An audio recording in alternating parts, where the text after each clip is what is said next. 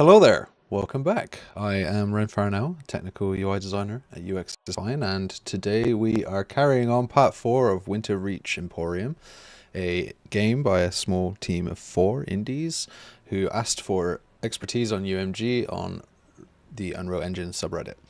And I reached out to them, said, hey, be interested in doing this on stream. And so here we are.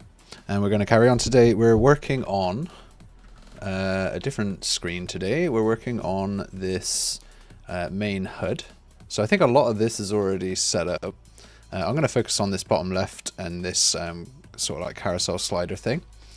So let's go and check out how that's done. So let's just type in main HUD, see if there is a main HUD. W underscore maybe? WB underscore? WBP? W underscore HUD. Time HUD. Okay, well, so the first challenge is finding the thing.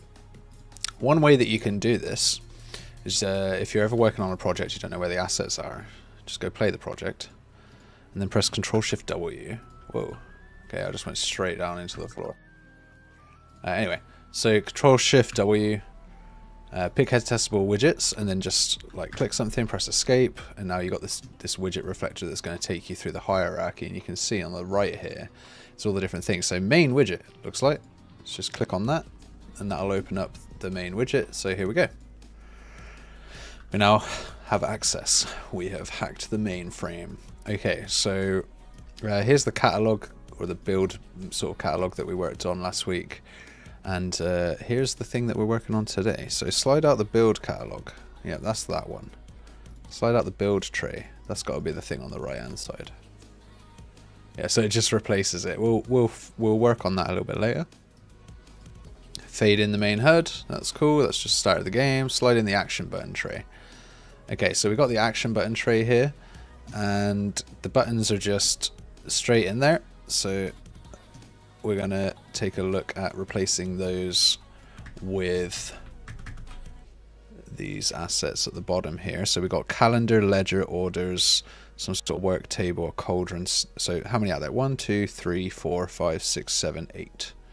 There's 8 things there. 1, 2, 3, 4, 5, 6. Okay, so we're missing something by the looks.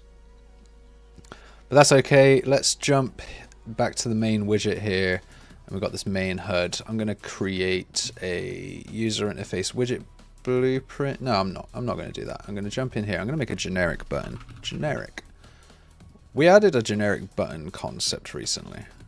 So this is the generic button.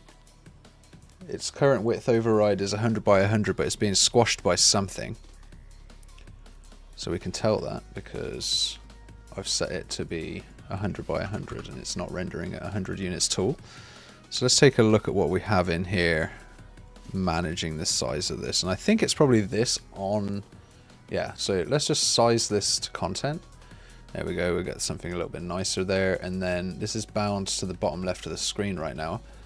I think what we could probably do is we've got this button here, it holds the action tray, and it is bound to the bottom left. So what we could do is we could put this into a horizontal box and then put our tray, which is right here.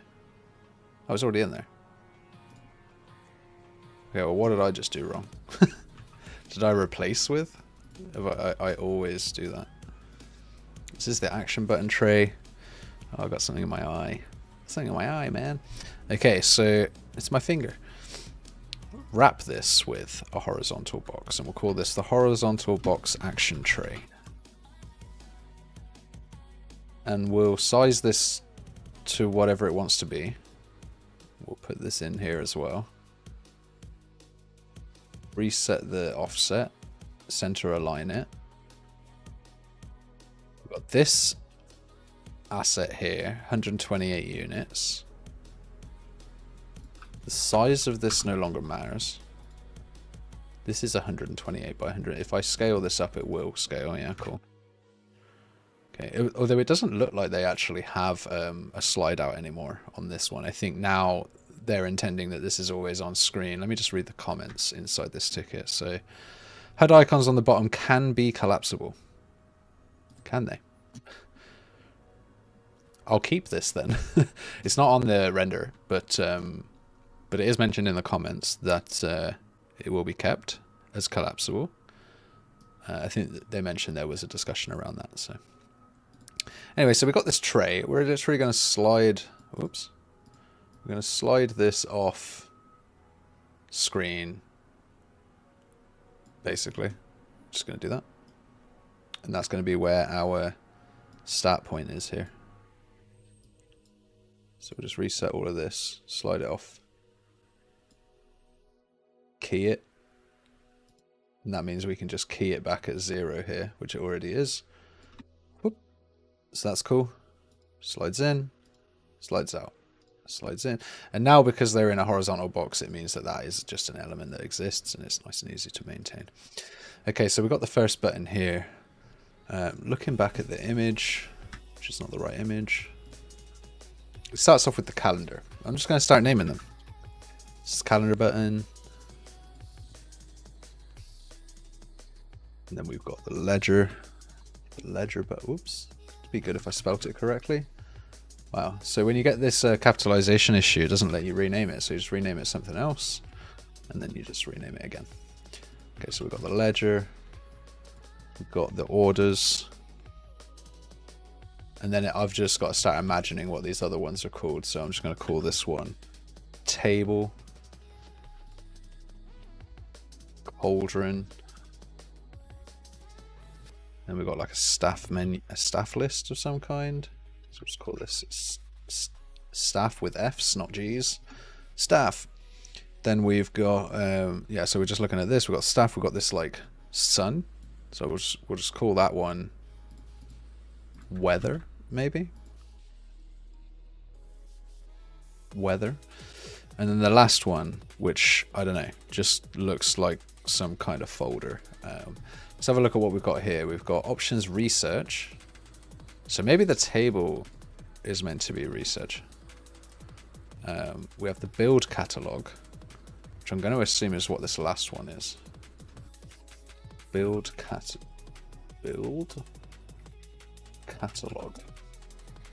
Okay. Staff ledger. We've got staff. We don't have order. No, we do have order. Right, let's have a look through here. We've got options though. Options, I haven't seen options as a thing. I also see options are actually in the top right.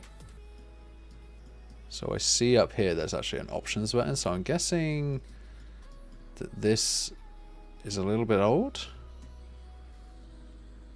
But either way, we've got our calendar. It says research here. Reputation ledger. I don't see that. I'm going to assume that's ledger. So ledger order and then research. So I think that third one. Ledger order. This table here, we're going to call this research table. I think that's what that's going to be. What would be really cool is if you click this and it actually takes you to a location in the scene that is like a little research table preset. I love doing that. Okay, anyways, and then staff. So now we've got reputation, order, research, staff. There is a cauldron that doesn't appear on here, so we'll just leave that called cauldron. Then we have staff. Then we have something, which I called weather. And then we got... well, actually, the icons might reveal something about this. So let's go and have a look in UI textures here. See if any of those icons have been imported already. So I don't want to re-import them again. And if they're not, I'll go find them on the Google pack. It's like a Google Drive full of assets. We've got core here. Core comes with a UI folder, but it's not in there. Yeah, there's a little UI folder in here that also has some stuff. It's a little bit unorganized and maybe we need to resolve that, but right now we're working in the UI folder itself. So we've got the menu here. Let's go take a look at the Google Drive. And that's the next thing to do. What's it called? Winterreach. Okay, let's go HUD. Yeah, here we go. Archive, calendar, cooking. Okay, Ledger order. Reputation, I see. Okay. Right now. We've got the 8 icons. We're going to download those.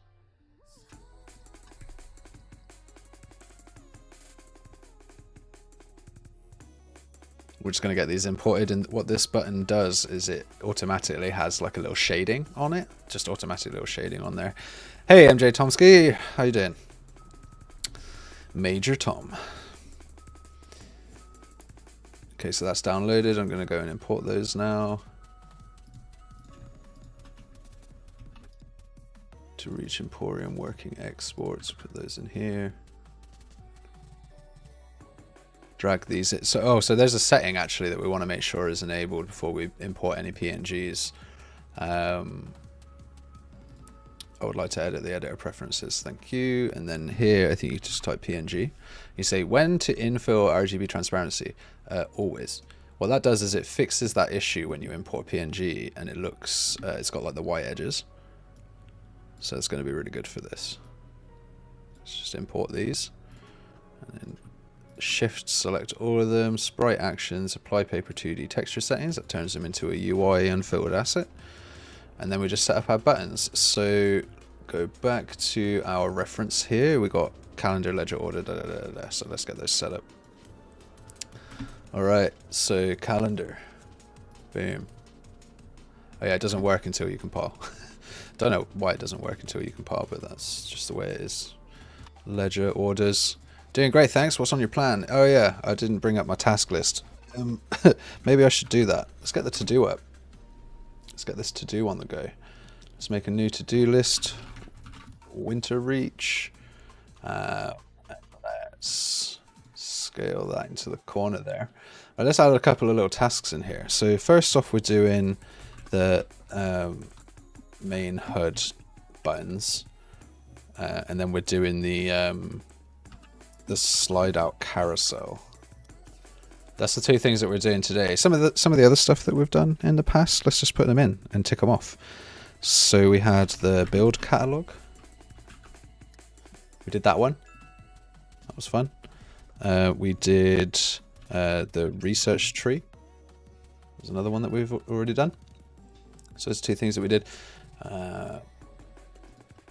We made a generic button. I always find that stuff to be important.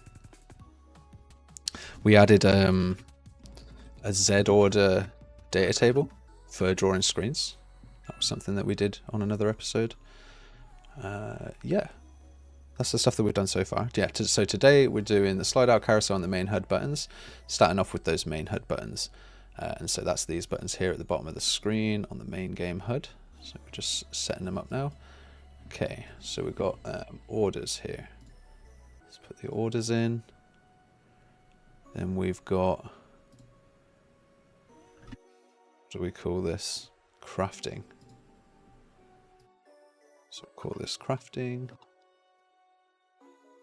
Cool, cool. Then we've got cooking. Cooking is pretty cool. Cooking. Then we've got staff. Plug that in. That one's actually already correctly named. Then we have this star, which is reputation. So now I know what that is. It's not weather, it's reputation. And then the last one is this archive here.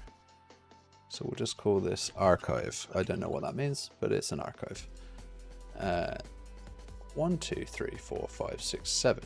Did I count incorrectly earlier? I didn't count incorrectly. I'm not blind. Ledger order. This cauldron. Why am I crazy right now? Oh, I misclicked. Okay. I misclicked. This is the reputation. Not crazy.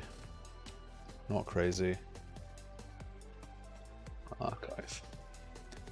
All right.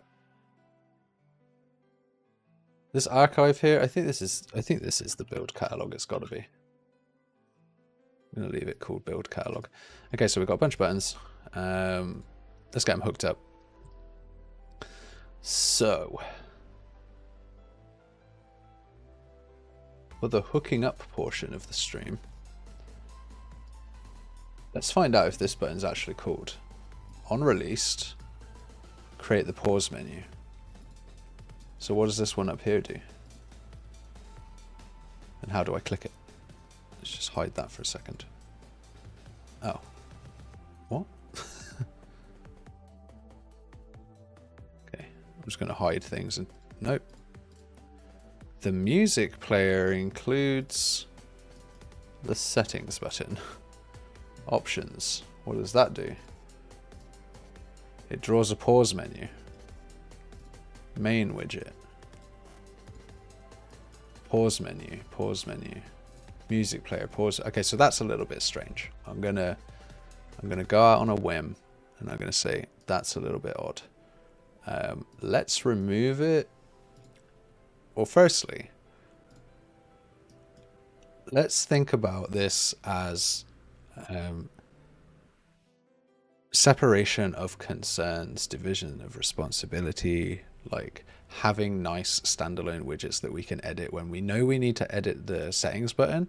We want to go look for it and we want to edit it. We don't want to have to go into like some dependency, like another, like a music widget. That seems a bit strange, right? Unless the settings were to do with the music widget, which in this case they're not, they're just bringing up the pause menu. And so what we want to make sure is that this settings button is actually in the main HUD. So let's just take a look at this. It's already got some coloring set up, and then it's got the close music player button in there as well. And of course, if we click that, it's going to hide the music player. But what we've got again with the UX sort of thing here that I might just take some initiative here.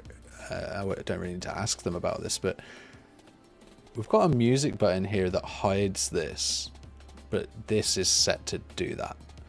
So let's change that. On released here, play the hide music button forward or backwards. Click the close button here. Doesn't actually do anything. So we're going to remove that. We're going to cut this widget here. We're going to paste that into our canvas panel at the top right. We're going to bump that up here. Got this horizontal alignment, 1, 1, size to content. Ooh, that didn't look very good. Maybe we'll go 100 by 100. Seems alright. And then that was wrong, so that can go there. Okay, so then just the case of, I mean, I don't know what that X button does. Probably quit game. Probably quit game. So let's actually wrap this options here. Wrap with horizontal box, and we'll just call this the top right options. I'm going to bring that right up to the top here. Top right options. Let's not offset it. Let's go back in here. I've messed up. Let's do a couple of undos. Let's do a couple more undos. Come on. There we go. Let's take both of these. They actually are already in a horizontal box. Let's just cut them out of there. Right. Let's go put them underneath this. Horizontal box, top right. We'll scale this to the right side like so. Close the player button. We're going to call this button underscore exit game. We're going to assume that that is maybe what that is, and we'll call this button underscore settings. Just going to save those. Going to change this button to be the one. So they had it on released. I'm just going to use clicked. And then we'll just go find that pause menu. Just bring that down. Cool beans, cool beans.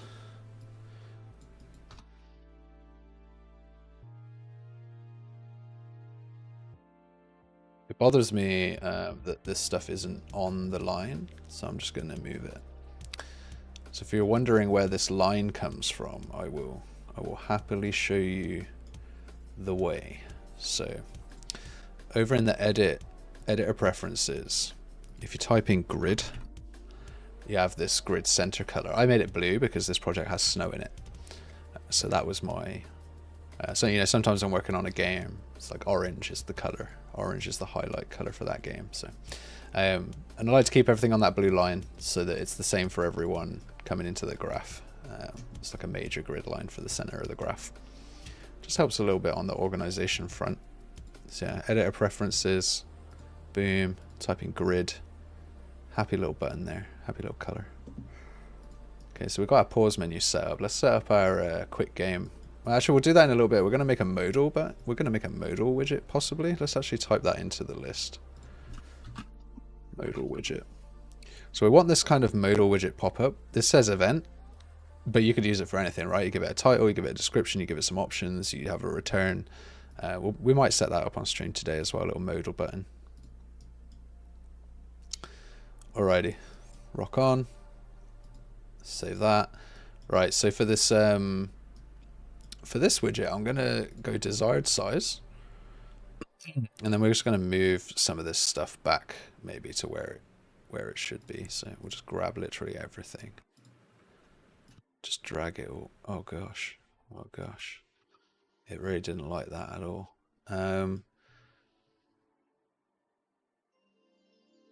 I mean, it's on a canvas panel, which allows us to play with this lute and this bow. I do just want to move all of this over though.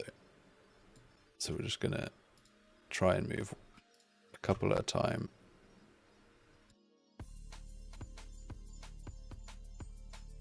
I didn't like that very much, but I'm just gonna go with it. Right, okay, cool. And then so now my question is why is the desired size like so far over to the left here?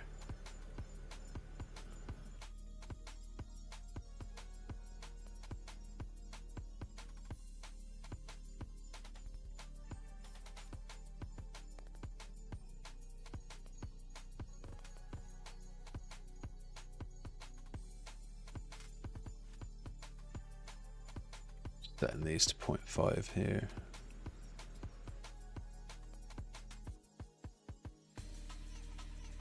Yeah, I am. Why is that so wide? We don't need this options button anymore. We got rid of that. Shuffle button. They got some attempted music stuff going on in here. Player controller being cast, but the note is that you don't need to cast it because it's already valid. So we can just get rid of that. Playing index. Playing index. Get my player controller. Cast a PC controller. Right, yeah, and it comes out as PC. So PC controller is their common library, is their version of a player controller for this project, so that's fine. Yeah, they're setting the text of the song on tick, which we can do through an event when the song actually changes. We're not going to fix the code for the music player today, but we might. I've done music players before, so we might bind to the sound. Yeah, they've also got their music player like on their player controller, and so one nice thing to do, again, separation of concerns, things like that, is to put the music player into its own component, and in this case, you'd have a music player component. It would spawn two sounds. It would then hold and maintain those sounds and do whatever it needs with them, audio and menu music. Although in this case, I wonder if the music is being switched, like this one's being faded out and then this one's being faded in. And so if that is the case, what you can do is you can just extend an audio component and call it a music player and then do some cool stuff. I just put the blueprints wherever they go. Yeah. Yeah, Major Tomsky, don't do that. Don't do that. Put the blueprints in a... Keep your blueprints calm and organized, and your brain will stay calm and organized while you're working. It does make it a lot nicer when you go back to read your own code when it's all laid out somewhat nicely. You can get a little bit of a better idea of what's going on. without sort of following through the tracks. Okay, so we've got all these buttons. That's kind of cool. We do need to move the action button tray a little bit more to the left there. Got the AB arrow, so that switches. Then we've got the action button border tray. We've got a tray here with a tray in it. We're just going to replace this with child. And then we've got this tray, which we're going to slide off to the left. Now that it's got a dedicated size. Why is it so wide? Why is it so wide? Is there some sort of major padding on this? Just get rid of any padding that we can find. So this doesn't have any padding. These are all set to auto. Horizontal list, left aligned, that's fine. Border, image size, border paper, but then the color is turned off. So I'm guessing they didn't want a border in the end. So I'm going to replace that with the child. It's just a horizontal box. The border color, it never changed anyway on the animation here, so that's fine. Let's get rid of these things that don't exist.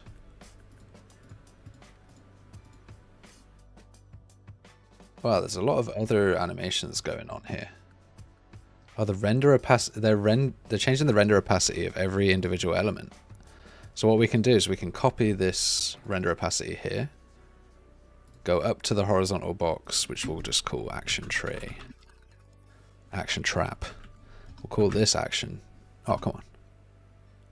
Horizontal box action tray. I already have one called action tray. So we'll call this horizontal box action tray options. And we'll add that to our list here, horizontal tray options. And then in here, we'll key the opacity. And we'll just come back, right click here and paste. Just delete this one. And then now, because we're changing the render opacity of the parent horizontal box, we can get rid of all these render opacities. Just saves a bunch of processing, right? Because now we're just glowing that one in. We've got the build catalog here. Oh, I see what's going on. It's the placeholders for the old stuff. So what we'll do quickly is we'll just collapse all of these. We're not working with them right now. And then we'll grab this horizontal, slide this off to the left, key it. We'll move that key. There we go. Key it and then key it at 0. Key it. Now we've got that slide in. Nice. So let's play that.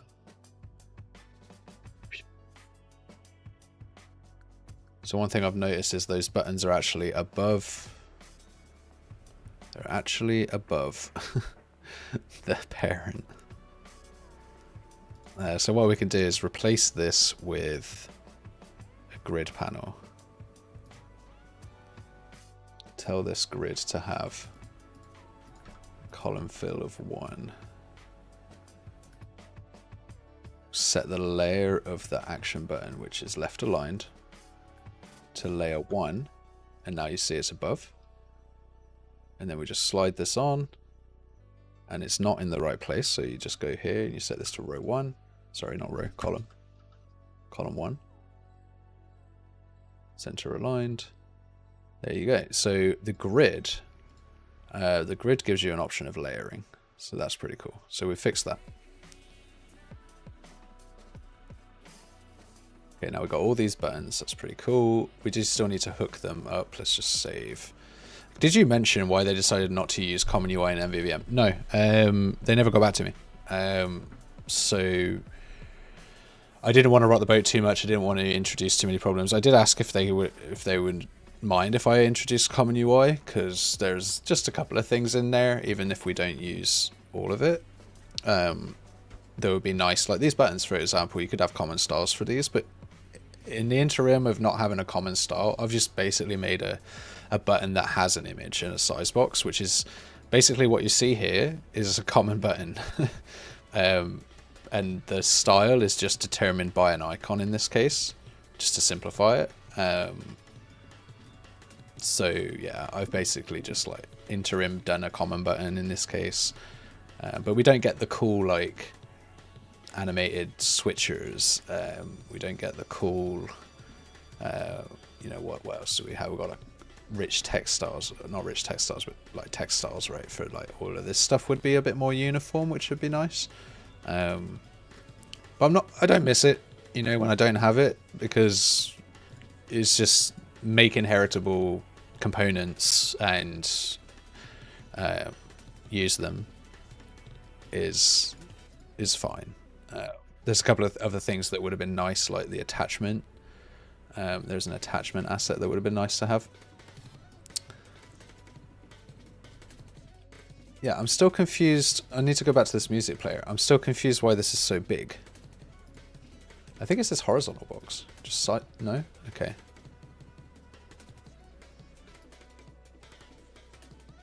It's so bizarre. It's so bizarre. It's bizarre. These are all anchored from the right. Oh, I guess the problem might be if we reset this to 0 with one alignment and then offset it to the left.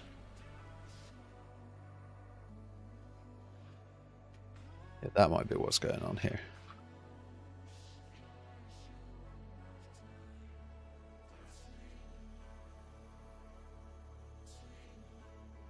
What we do is we don't offset anything in our base widget, right? In terms of position and stuff like that. We size things how they want to be sized. We don't size them. We just position them. And it would be the same with these. And these would technically be in a vertical box, and that vertical box would again be sized to content. I mean, I would do all of this in a grid panel. Let's just do that. Replace this with a grid panel. Let's just fix this. So we've got a horizontal box. We'll call this options. Take this loot and this bow. We'll just move out of the way for now. We've got this vertical box for info. And that just goes down one. Horizontal box here. It's got some offsets on the transform here. These have probably got padding from the left. Or transform again. Transform, yeah. Let's get rid of that. We can pad these from the left by like 20 units. 10 units? Yeah, 10 units. So that's... Oh, okay. It just padded them again. Are you serious? 10 units? 50? No. It's probably pre-constructed. It's not it's not pre-constructed. It's just getting some... It's yeah, that's not fun. Find references by name. Get song name. Set the text. I assume the text does not have a big space in it. I don't want you to have an offset. Compile.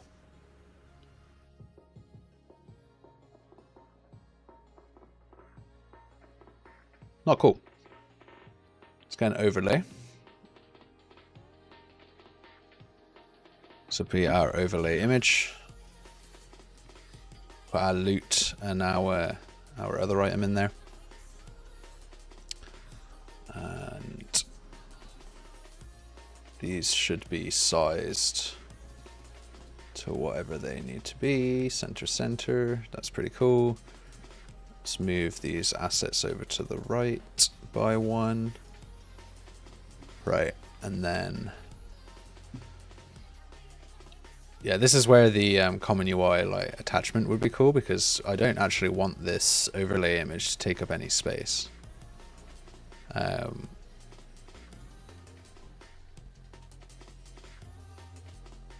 And if I wrap it with a size box, it's going to immediately take up that space.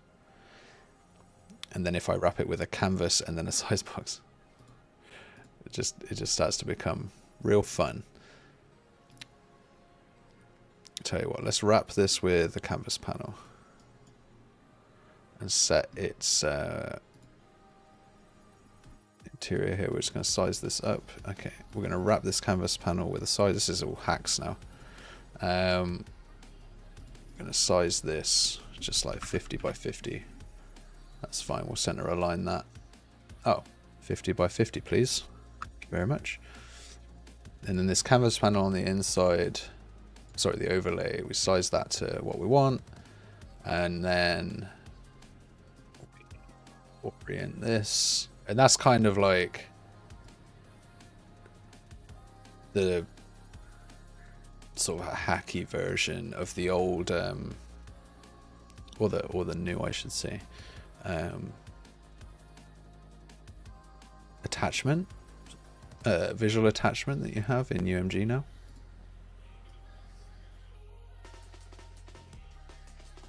I heard one shouldn't use the canvas panel that much as it is expensive. Yes, it runs multiple layout costs. So every time it runs, and also if you put it in a size box, it's going to do it again. So this is going to cost like, and then I've got an overlay, so it's going to be like, the overlay runs 2 times. The canvas panel runs a number of times based on how many children it has, as far as I know, which is 1 in this case. So 2, 1. So far 2, and then 2 for this, as far as I know. So we've got at least 4 layout passes just to draw this, but then it doesn't move. So it's just really, it's at this point, it's like a. If you were to zoom right into a performance profile, you'd see a little like microsecond jump where it's like, I've got to render that. When you have a canvas panel with like a ton of elements on it, and specifically if some of them are moving and stuff like that, then that's where things get a little bit messy. But also big hierarchies, so avoid big hierarchies, especially when it comes to overlay, size boxes, scale boxes. This is all information you can find out in the Unreal talks that they do. They talk about this somewhat regularly. Okay, so where was I? I was just like going to offset this just to give it the style that I want. And then I'm wondering where this like forced translation is coming from, because I'm just constantly getting this little forced translation going on. Okay, so we hide this, but we are also going to need to do some rendering on there. Render opacity. Let's just get that going. I did it on the wrong asset, of course. Of course I did it on the wrong asset. Let's cut that from there. We'll drop it on... Oh god, what have I done?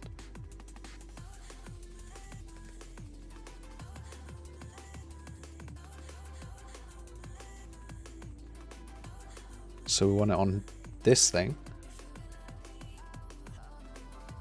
Do I already have... So we've got all these translation animations going on every button. I'm wondering if I can get rid of that now. Because, yeah, it's animating every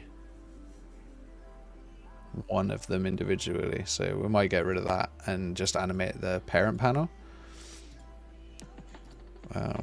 And then we'll animate this. Paste this in here. Render opacity, awesome. That's super cool. Thank you. 0 to 1, nice. Let's go double check that I didn't accidentally do that in the animation in here as well.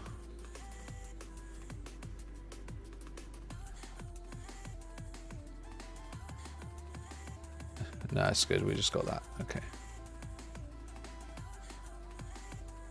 So what we need to do is wrap this with another horizontal and put the hide button in there.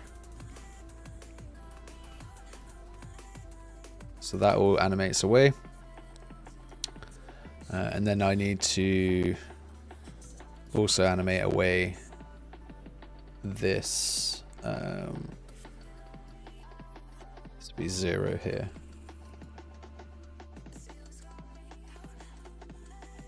One here. And the song name's off screen, so we don't really need to worry about that. I mean, we don't really need to worry about the opacity on these, to be honest. But we definitely need to worry about the opacity on the big thing, because it's just getting in the way. I'm going to delete that. There we go. So they're going to be off screen, so they're not going to matter. Okay. Let's take a look at this. Compile that, save that. Right. I heard one shouldn't use comment. Yeah, I have already read that.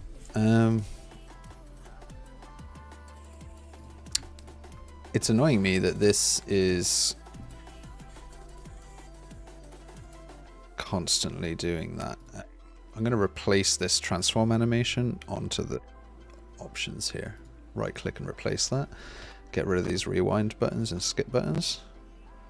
Got our size box here, which is our size box imagery. Just call it size box graphic. Then we've got song duration, which was set in the transform on both of those. So we can just take the vertical box here, replace one of these with the vertical box. We're just changing the transform of that. Oh, there we go. Look, we fixed the offset possibly. It was something to do with the animation. Which means that this is starting frame at... No, not this. Vertical box info. Open that up. Transform, translation. Yeah, it's starting 0 frame at 50, so we don't want to do that. Cool. That just moves up. In fact, we don't even want to animate the X. Just get rid of the X. We only want to animate the Y. Alright, cool. Okay, now we have a widget. When we look at the size of it, is only this size. So that's cool. And now we would offset that as needed. Offset to the right here. Just take a look at this. Cool, got that. These buttons are larger than these buttons, and I don't like that, so let's make sure that we've got that consistent. Image size is 60. Let's just make sure the image size on these buttons here is also 60. It's not. Why is that? These buttons are actually clamped to their size. These buttons have really weird imagery. So let's go and export these. Asset actions export. Export both of those, put them in Photoshop. There's a lot of assets in here that have this kind of issue. Just over in Photoshop, just going to scale it down to something that's a power of 4, which will be like 144. Seems good. Save that.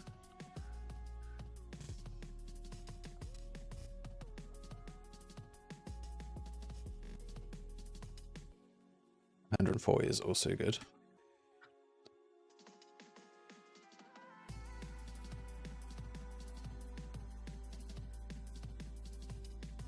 There we go.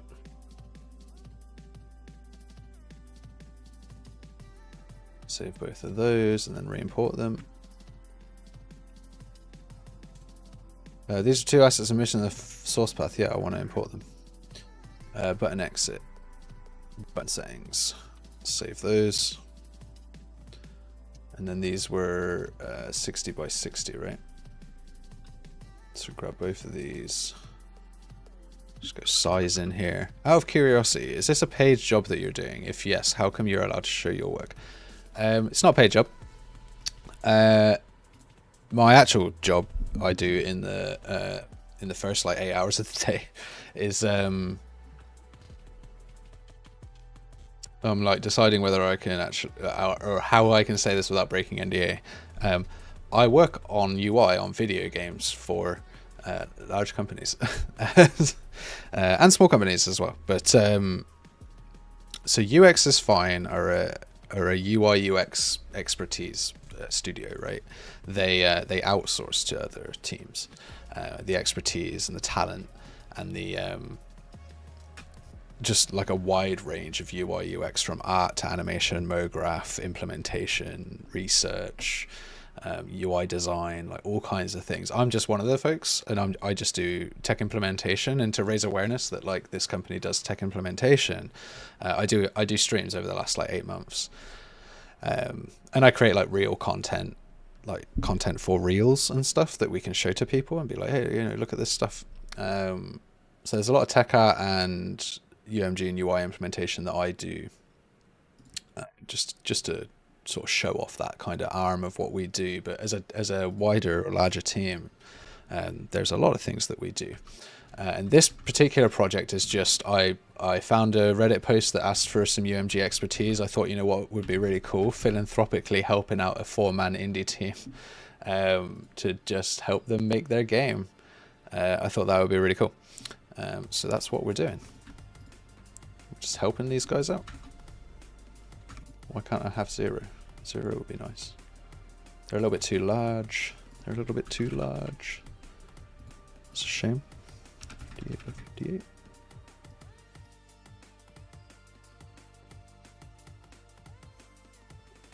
And when I was speaking to these indie guys, they were like, "Yeah, please talk about the game." Like, we'd be really happy for you to talk about the game, actually. There's absolutely no problem. Free marketing. Free marketing. Whoop whoop. Okay, we got that. We need to get some little padding in here. Let's get a little padding from the right here. 10 units, 5 units. Let's get a little padding from the left, 5 units. Happy days, maybe? We'll go 7 by 7. Not happy with that.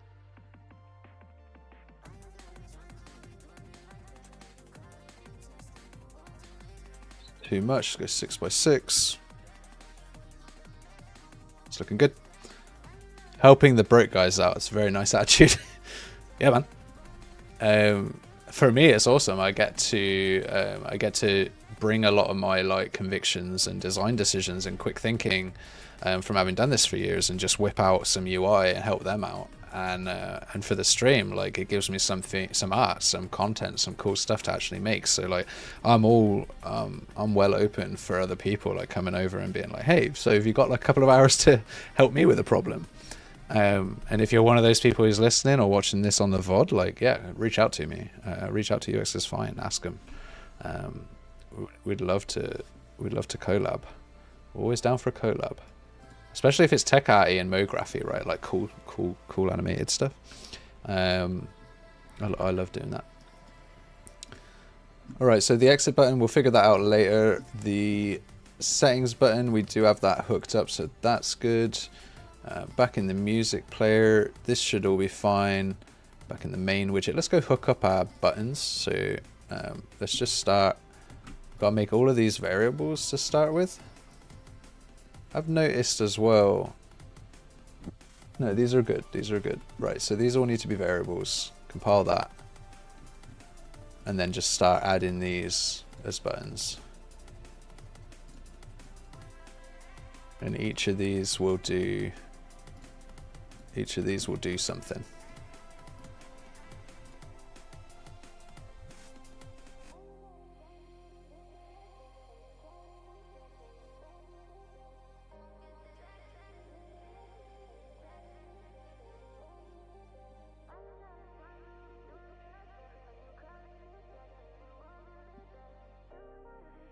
Okay, so we've got a bunch of buttons.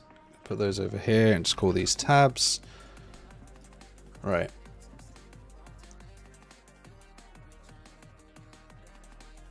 And then let's start rehooking the buttons, right? So we had a bunch of little buttons down here, which are all currently 0 opacity. Let's just turn them on. All right, let's take a look at these. These are the ones that we're replacing, basically. Yeah, and the reason we're replacing it is it's really hard to work with. I actually do have a problem with my health bar animation that is driven by a view model, which I couldn't find any help with online. Send me a message.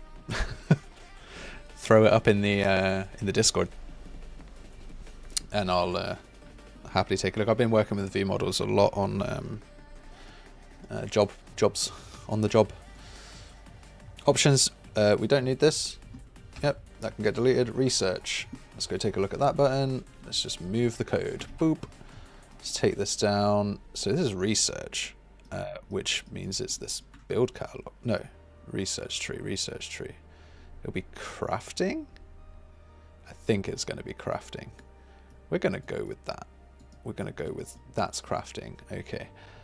And then I should just be able to delete that button. Create the research tree. Don't need to do that. Right. There, so we can get rid of that. Reputation ledger, do you do anything? You don't do anything. The order log, do you do anything? You do.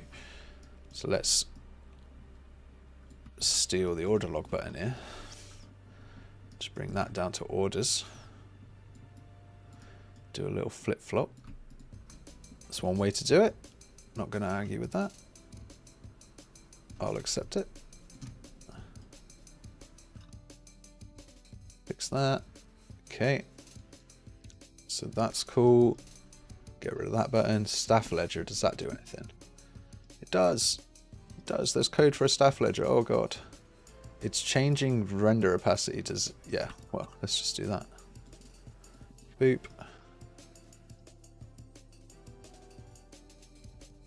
Set the main HUD render to be off. Yeah, sure. Staff button, right, so there should be staff down here. Cool. Got our nice little staff button set up.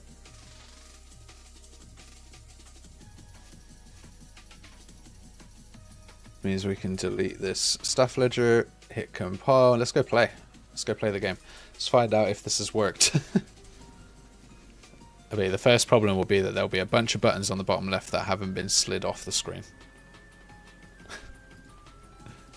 Yeah. Okay, so we got these. Hit the calendar, doesn't do anything. Ledger doesn't do anything. Orders, we got this stuff. Okay. It's one page that we need to do. This is the research bench that we made. It's got a little bit of padding from the edge of the screen. It's pretty cool. Close that away. Cooking, nothing there. Staff, got a little staff ledger. That's pretty cool. Reputation doesn't do anything. Oh, we've still got a build catalog button. Right, which is this archive. I thought that was the archive. Where's that button? Boop. There's a little cheeky button.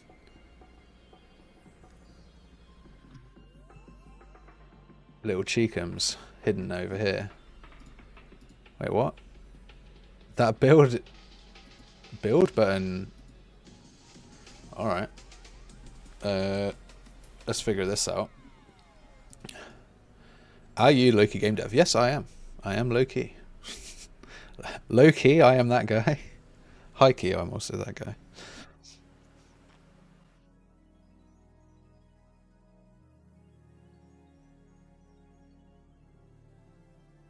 It's ironic because I don't do any marketing or any videos on my own Loki Game Dev channel. I have a couple of games out. I don't really talk about them. I don't post anything on social media. I don't do any TikToks or anything to promote what I do. I've got a fab store and like no one knows because I just keeping it low key, you know, keeping it low key. I'll talk about it. Like it's not secret. I'm just terrible at, don't know why I'm organizing. I don't know why I'm organizing this graph. I'm about to completely delete it. Well, we're going to delete this entire widget because we shouldn't be putting the, in my opinion, you shouldn't put the logic of the button in the button. Buttons should be more generic than that. There are definitely some cases where you want a button to have like a bunch of business logic in it, but really the business logic should be outside of the UI in some sort of manager. And in this case, our manager happens to also be a UI. It's like when we talk about MVVM. Really, we'd have like a menu sort of manager, and buttons would trigger screens to be drawn and removed, animated, self-contained. easy to swap in and out from a central sort of like code business logic location. But yeah, in this case, we've got the main widget is like the powerhouse behind the UI, which is great. Like that works fine as well. So we've got this slide out catalog, slide in catalog, and that actually goes and gets the main menu widget reference and asks if the build log is up, and then plays the animation from that main menu, and then tells the main menu that its boolean is something, and then plays a little sound. Now if I remember correctly, our cool little button actually plays that little sound. So firstly, we don't need this. I'm gonna cut all of this, and I'm gonna put it into our main button, and I'm gonna put it in a function that's just called set build menu shown, with a little boolean that comes in here, little boolie show. I'm going to paste all that logic, and we're just going to come in here, and if show is not equal, I guess, to build catalog, and we'll just change the boolean for this as well. UI states build menu shown. If that's not equal, then we'll set build menu shown like so, and then we'll play an animation, which in this case, and they're playing it in reverse here, but what we can do is we can go and get that animation now. Slide build menu, just put that here, put a little branch in here. We'll do reverse animation, or play in reverse, play animation reverse here. And then it's got build menu shown, or not shown. We've got that over here now, so we can just get rid of that, get rid of this, get rid of this, all of this, all of this, all of this, all of this, all of that. Right. So now what we've, and this as well. So now what we've got instead is a little function that exists on the thing that holds the state of the build menu being shown, a function that controls that boolean and says, hey, if we're trying to set it to something different, then we're allowed to move forward, we're allowed to set it, we're allowed to then react to that. For me, a nicer pattern than what we had in here. So this is on click to do this. Main menu ref from build button is invalid, we don't need that. Yeah, so well, we can delete this button now basically. Let's just delete that. Let's before we do that, let's oh, interesting, it tries to close itself. Right, yeah. That build menu catalog, when you close that, it will attempt to come and get this button, so we need to fix that as well. Alright, so we can get rid of the build catalog, and then we can go down to the on-clicked catalog here, and then we just call set build menu shown to the not here, like so. So we do that. Then we get the build menu widget. It's gonna, so this is setting some references on buttons. So this is also a pattern that I don't like. We're doing two-way referencing. I used to do this a lot. I've got out of the habit of doing this. I wish I could just draw on the screen. But basically, you've got the menu right here, and the menu has a button in it, and the menu knows about the button. And then what we're doing is we're telling the button what the menu is. And so now you can sort of see how there's a bit of a circular logic going on here. The build menu knows about the button because it hosts the button, and then we're telling the button what the build menu is, so that you have a button, you press the button knows who the build menu is, the button goes, oh, I've been pressed, and then talks back to the parent to tell it to do something. Whereas what's nicer is you just go one way, you don't tell the build button what the menu is, you just have the business of what that button should do in that menu. And so when you click some generic button, you say do something, the button knows how to be pressed. That's like its responsibility, is to know how to look, how to be pressed, what to sound like, all those kind of things. And some higher level who's drawing all that stuff out is orchestrating, right? It's sat there, and it's the owner of the state. It sits at the top as the menu, and then the button gets pressed, it goes, oh, I'm going to react to the button being pressed. And there's 7 buttons and they all do something different. So we'll have nice organization and orchestration of that functionality, but we're not going to sort of tell the button who the menu is so that when the button clicks, it can talk back to the menu to tell the menu to do something. Just a cleaner pattern, basically. And then you know that when you're looking for like the flow of the menu, just look in the menu, in this case, the menu widget. Or you might have a menu manager component that has all the functionality inside of it, like sort of centralized. So that's how I like to do that. So moving on, we can set the menu to be shown or hidden. We need to go and interact with this menu quickly. There's a little close button here. Again, yeah, it's just a button. It knows what to look like, and it knows that it can be pressed, and that happens. We got the main widget menu ref here. So we go show build menu. And in this case, we actually know that if we're pressing this button, the build menu is open. And in fact, because we know that, we could go back to our main menu and we could say, well, actually, this is just to be shown. Because if we're doing this, then we're hiding everything else. Let's take a look at that in action. Let's go and open the build menu. Ta-da! I can press it again and it will... So that's interesting, yeah. Yeah, a lot of these are all just different Z orders. I wonder if when I open this, that this should slide away, basically. And then you have to press this to get rid of it. But yeah, what we can do right now is we can close it and then open it as it's closing. What we're going to try and do is close it. We can't close it halfway through to get that nice reverse animation. Anyway, so we're good here. I would say it'd be nice to sort of darken the whole background, because at the moment you can click everything. You can open up the settings, you can hide this music window. That should probably change state when the eye is open. I wonder if that is actually a feature. That music thing is enormous now. I think I messed up. I think I messed it up. Let's just shrink these down a little bit. Let's go 128 by 256.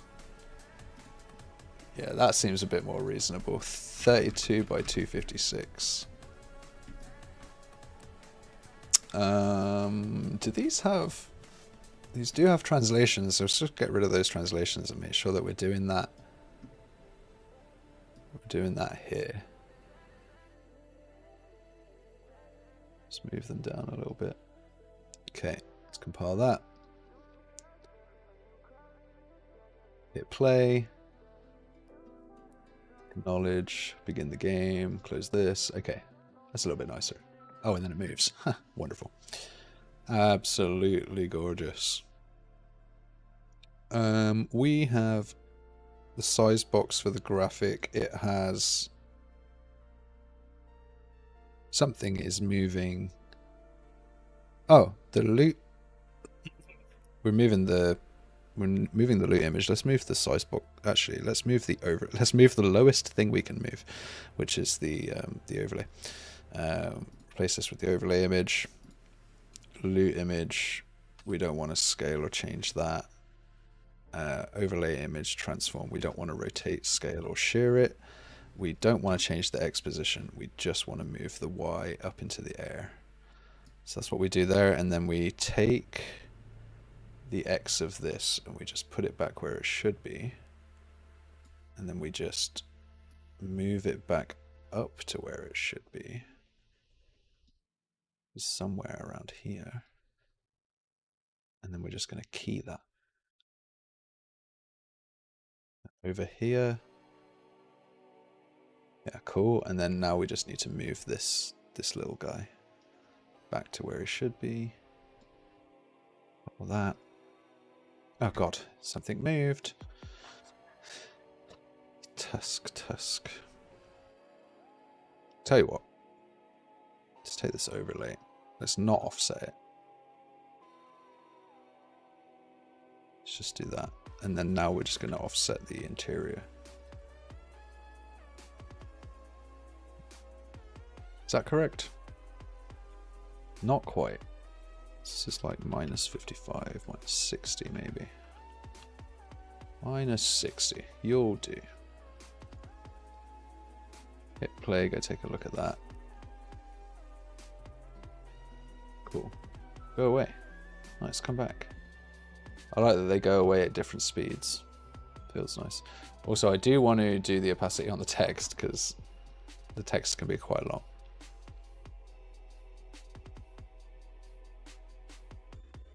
So we've got the vertical box for the text info here. Let's grab some render opacity here. Pop that in. We're going to scale it out here.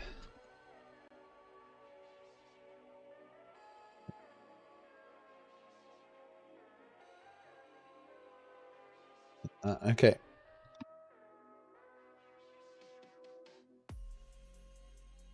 See how that feels. I really appreciate that you're willing to help. I just sent a message in general. Hope that's yeah, for sure. Let's go take a look at that in a moment. What time is it right now? 2:40. Oh, great. I didn't get to pick up my kid today. Oh well. My wife always goes and grabs it. So. Close it. Hide it. Close it. Okay, so why? Oh, I know what's happened. Yeah. When you animate it, it changes the default. So you have to go back in and double check that that's actually correct. Nice. Okie dokie. Yeah, so this should have no references now in this build catalog. We still have a reference to it in the main widget, so let's go check out why.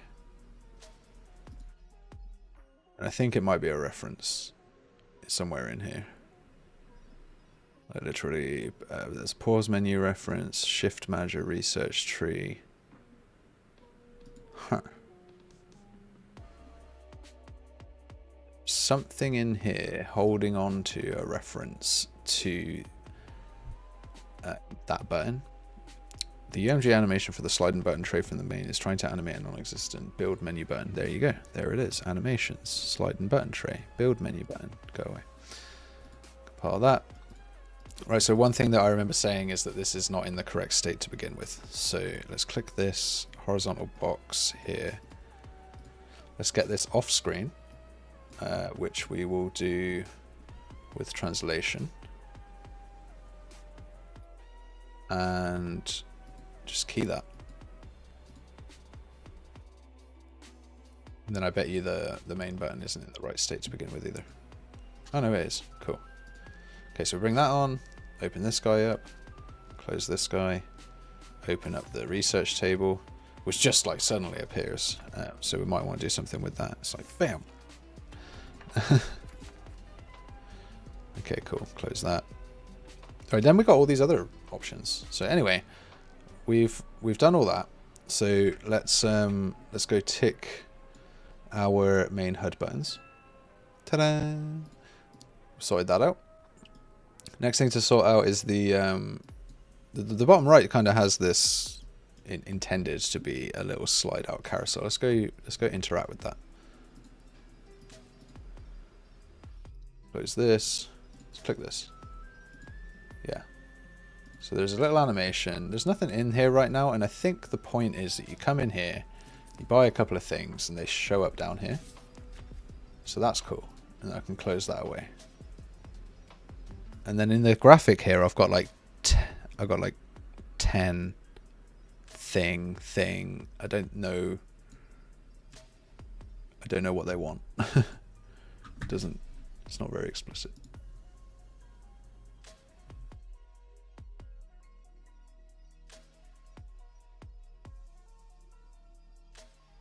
There's a reference to the songs PNG, maybe, question mark?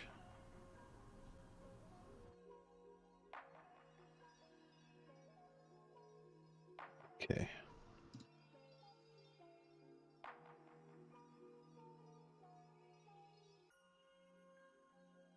It's meant to be a graphic animation on here. The tray. The arrows in the picture are stolen from the calendar and are marked as temporary. Assets should have replacements. I will assume that this is what's wanted. Missing some kind of... oh, there we go. I think I was rendering. So there's a little grid here where we can like right click and sort of like place down our shop stuff. The mouse scroll is inverted, so zooming that way throws me backwards, and scrolling away zooms me in. Which is putting me off a little bit. Can I move this after the fact? Nah. Can I sell it? I can't do anything with it. That would be cool.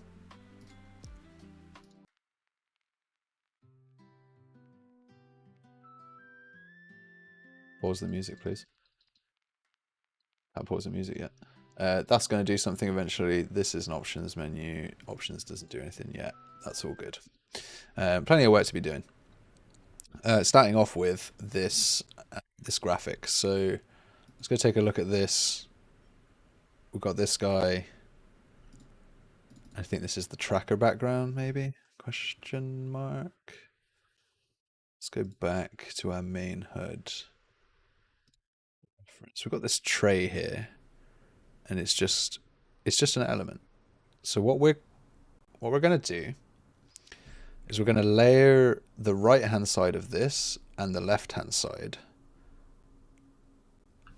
So the left side, then the slider, then the right side, and we're going to put it all inside its own widget so that it can have its own size, and then as we could scale it to whatever we want, and it's basically going to scale up this the center graphic through 9 slicing, so it will just work. It will just work. It will look a little bit different because the right side of this here will actually be behind the circular scroll, but I think that'll actually look cool. So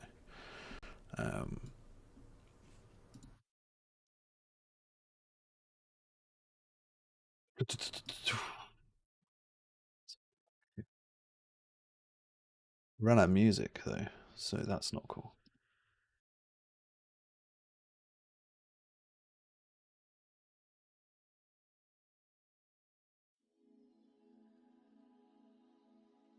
We're on the slide out carousel right now. I'm trying to find the assets for it though. We'll find the assets. We'll find them. We'll be fine. I'll take a look at that message after work, for sure. I could take a quick look right now. Hey there. Thanks for offering your help. I really appreciate it. I've just seen a message from this other person. I hadn't seen that message before. My health bar is related to the animation. It should play whenever my health value increases. I tried to copy over a health bar material from Lyra to show the delta value, red for damage, blue for healing. It works fine for the first time, and any other time it seems to reset for a frame and then fill up the entire thing again. Not sure how to explain it. Also, I don't... Oh, let me watch the video. Cool music. Let's just turn out. Yeah, increase. That's cool. Whoop.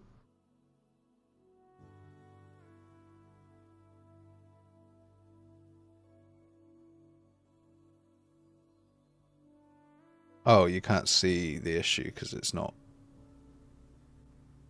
There's a 1 frame reset that I can't see because it doesn't record in the video. Yeah, that's a shame. I don't know how to fix that then.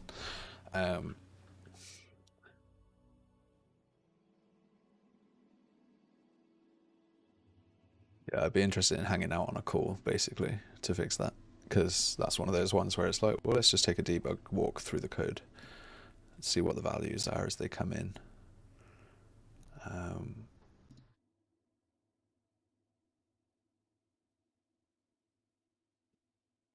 Okay. So that's the tracker background. That's not what we want. We're having a look here. We've got the order background. What is this? Massive. And not what we want. Order scroll. Nope, not that. Well, this tracker, that looked promising, but I guess it's not what we want. The table. Right, yeah. So we're going to need to go and find it on Google. on the old Googly Drive.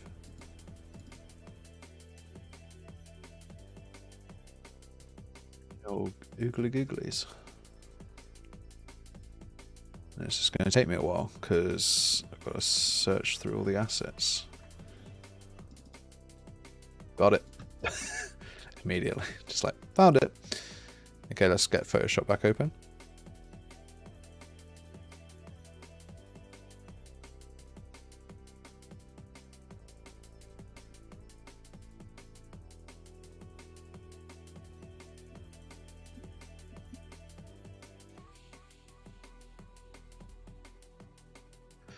Apparently I had a meeting I always miss.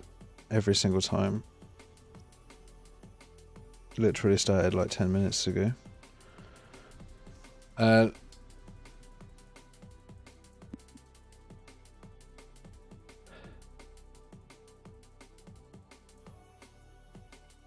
Right, so I've downloaded the assets. I'm now going to open them.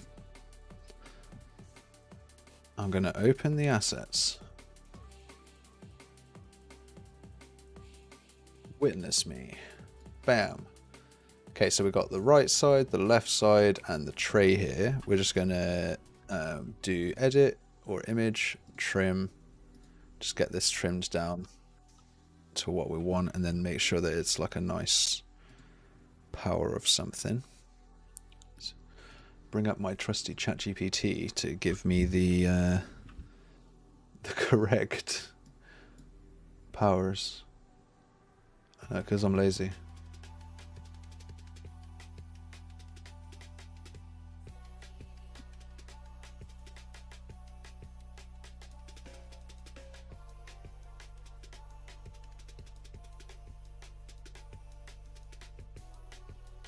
.276 in this case.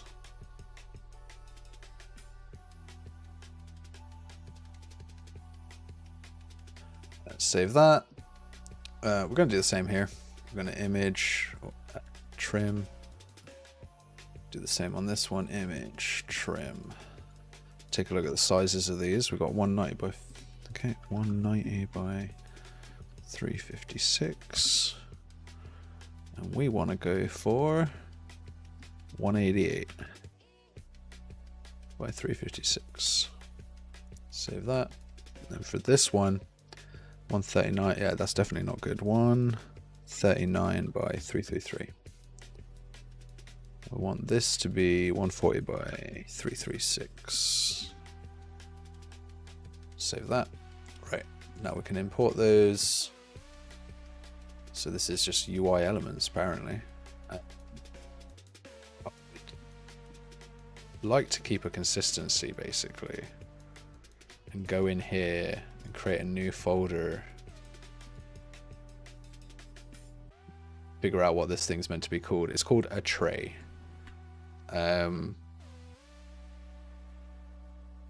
Is there a more explicit name for that?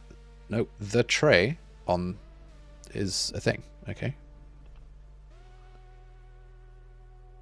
They call it the tray. The tray. It's just called a tray. Can it have... Right, I'm going to find out what's in this tray, because otherwise I'm going to go crazy. Right.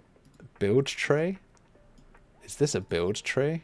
Because that is more explicit. A tray is a component type. It can hold things. A tray, a container. We need to know what it is. It's a build tray. So we're going to go back here. We're going to make a new folder called build tray. Build tray. Jump in here, make a new widget blueprint. Just call this W_build tray. And then we're going to store all of the animation and stuff inside here. So when it slides in and all that, it's not going to be in here anymore. It's going to be in its own thing. I would also like to do the same for the build menu, but you know, consistency be gone apparently. Okay, so jumping back into here, we actually have some textures to import, so let's go grab them. Let's grab those, right click, sprite actions apply, save, pop this open. Now we're going to create desired size on here. We're going to create An overlay, I think. And inside this overlay, in fact, we're going to have to wrap this with a maximum size box. Maximum desired width, I guess, like 600 for now. Let's see how big 600 is.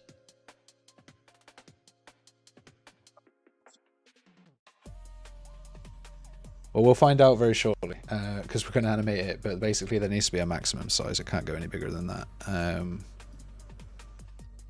Okay, so in this overlay are 2 images. 3 images, really. Let's go with 3 images. 1, 2, 3. Just call this image left scroll, image scroll, image right scroll. And then in here we basically say, yeah, we've got left and right, so pop these in. Left,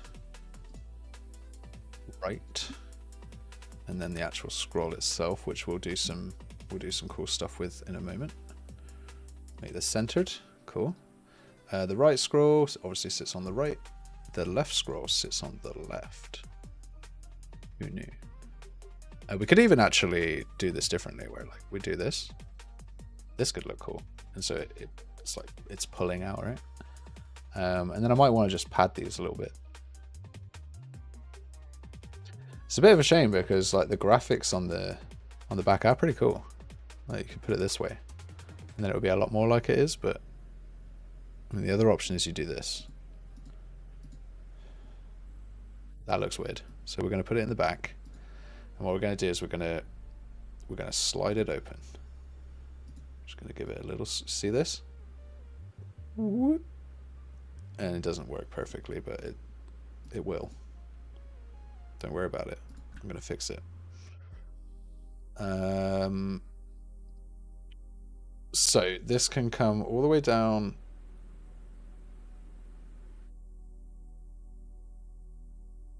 to essentially 200. I'm actually going to unpad these back again so that they can overlap slightly. I think it's going to look cooler like that, which is what we see in the reference actually, or the original menu, right? So if we look in here, we've got like a scroll. We have that scroll.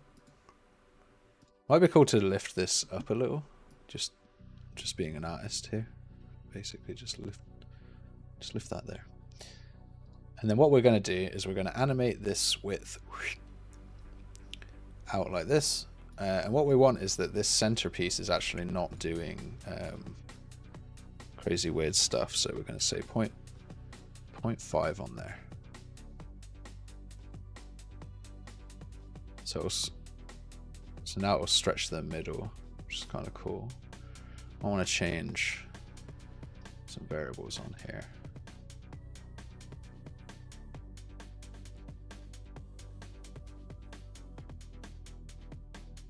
That's the top. We'll keep that at 0.5.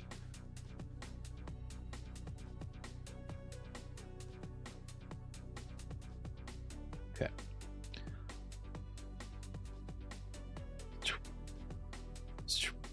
It does, yeah, well, it has to stretch at some point, else it's going to stretch in weird ways, but it's going to at least retain the details on the left side here without stretching them. And until you get to like ridiculous sizes, it doesn't really matter.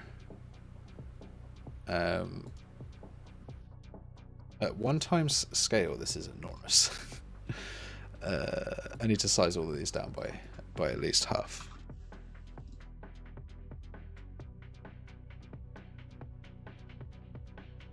Which means I've imported them at 2x scale, which means I should really just go and re-import them at half scale.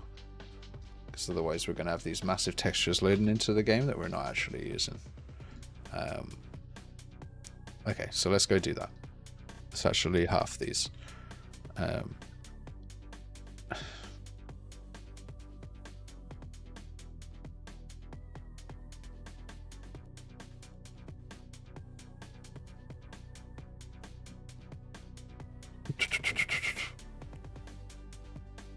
Oh, there's no forcing me into anything, man. Don't worry about it. What's 336 divided by 2? 68.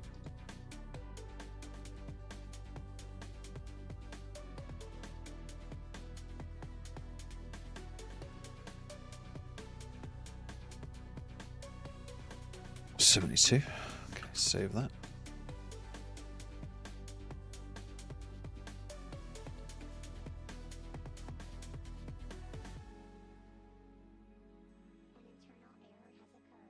Four by 178.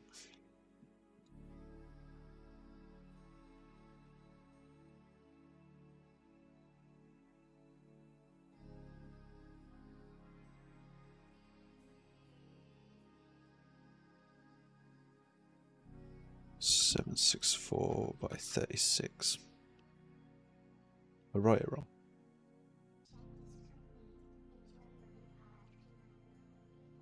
Did write it wrong. 1528 by 276. Halved. 764 by 138. Every day's keeping those powers. Keeping those powers, right? And then we just re-import all three of those. Re-import. They're a little bit lower res. Also, we're not rendering them ridiculously. And then we can take a look at this. So we should have 70.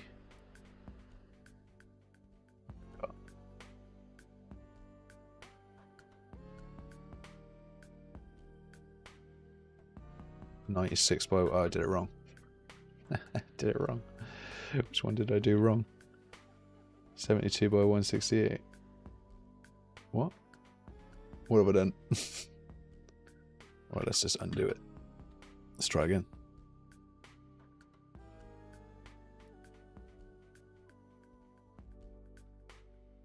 No, that one was fine. That one was fine. Boop boop. Save that. Right. This one. Do. Control I.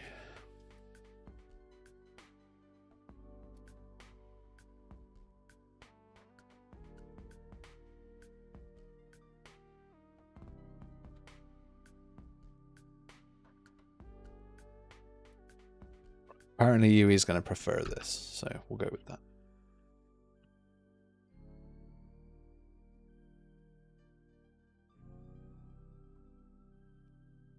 Awesome. Okay, size box. Bring it back. Bring it back. Oh god. Yeah, well, the padding is off now, isn't it? I forgot about that. Bring that back in. Bring that back in. Maybe bring it back down a little bit. Kind of looks kind of cool like this. Right. So this is sizebox_scroll. And for the animation, we'll just do like open scroll.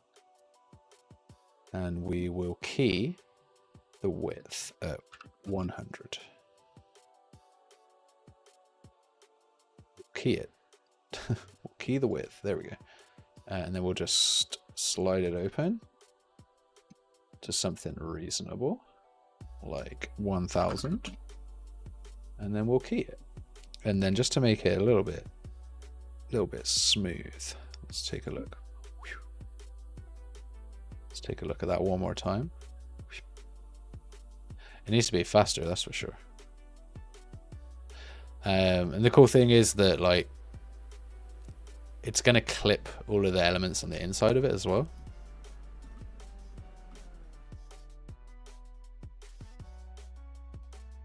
Let's try and get a different type of curve in here. See what kind of curves we can come up with. That's not a nice curve.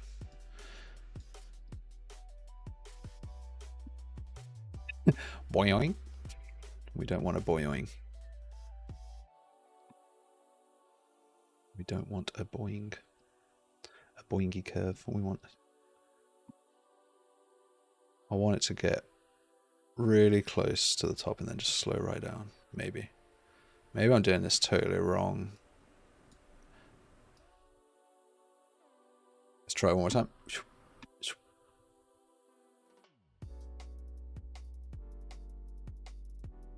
One thing to bear in mind as well, it's actually going to animate from the right hand side. I just remembered. This is going to push itself out sideways. Well, let's not spend too much more time on the animation then, because it's going to look weird afterwards. All right, cool. Time are we on? We're on 3:13. We are 1.5 hours in. We got maybe another. I said I would do 10 minutes, but we got a little bit. Not a big bit, just a little bit. Right, what's this build tray? We actually have a build tray widget. Let's go take a look at that graph. Slide out the build tray. Okay, it does it on the main menu. Yeah, so again, it's another one. It has a reference to the HUD. It shouldn't.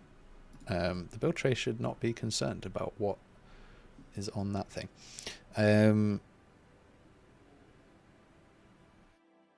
I'm gonna make these two scrollers actually be the button, I think, so that you click this to reclose it.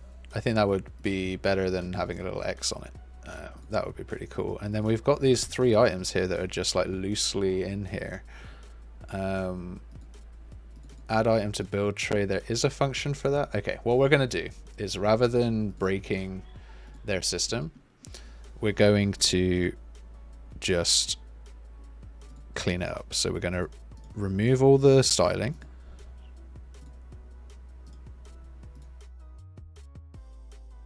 We're going to get rid of the close button.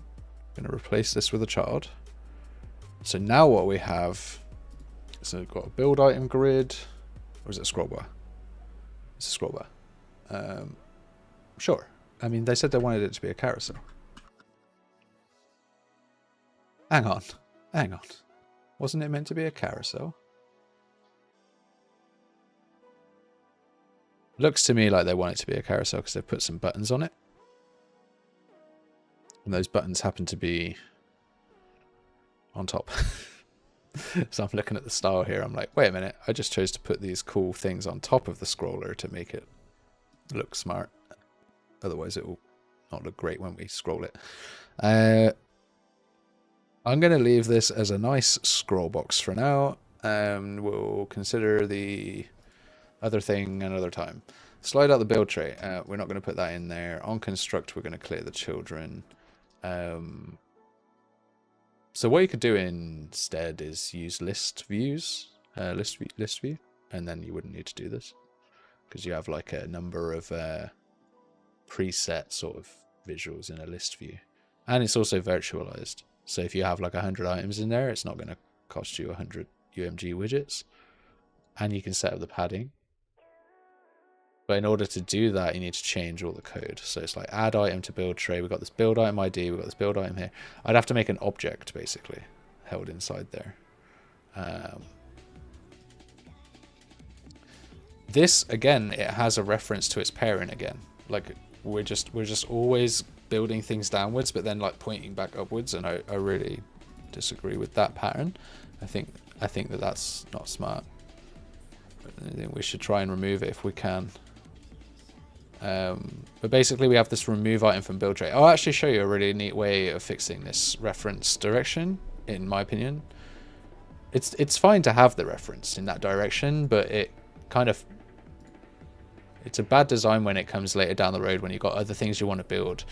If you open your mind, if you open your fourth dev eye to the idea of delegates, then you might have a much better time. So the way that delegates work is we're going to create this widget, but rather than giving it a reference to ourselves, we're going to add an event delegate to this called removed, and we'll output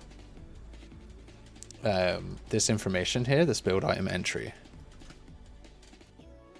which is a ploppable structure. And we'll call it entry data, I think.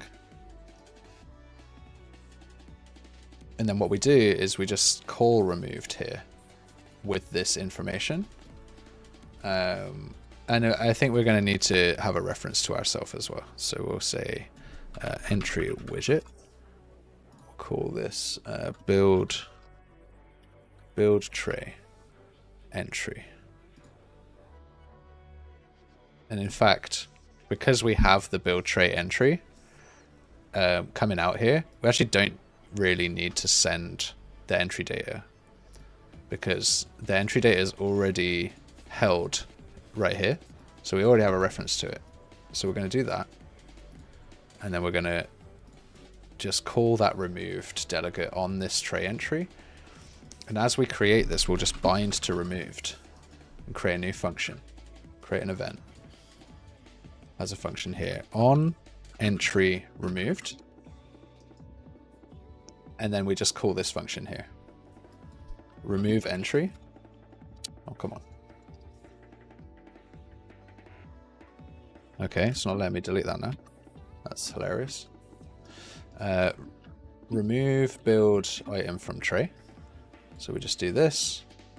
Again, like here we can get the entry data. Get the build entry details like this. So we don't need this to be an input. Also, because this is a function, what we can do is clean up the graph without having all these lines everywhere. We can kind of do this. Going to remove this from the array. We're then going to remove this from the parent, and we can get rid of all these lines. And we can also get rid of this this function here, or this input. So we can save that. So now we have this nice clean one-way. There is a two-way communication, but it's not hard reference chain communication. It's event-based listening. You've basically got a factory. You've turned this build tray into a factory. The factory is capable of building and then unbuilding. And in order to do that relationship, it does not rely on a two-way reference chain. It's just going to build it and then respond to things. Okay, so let's close this. Oh, well, no, let's reopen it and finish up the clean. So in the graph, we had a reference to the build tray, which we don't need anymore. Close that, and it's not going to make any difference to this class. And then in our add item to build tray, we can just get rid of this. And then we just bind here. Super cool. That's a nicer factory. There's a nicer way to have a factory, I would say. Okay. So we have a build tray. So all we do is we bring that build tray in, widget blueprint build tray, we put it into our overlay. It goes full size here, centered. We put it behind our scroll like so. We pad it from the left and right by some units.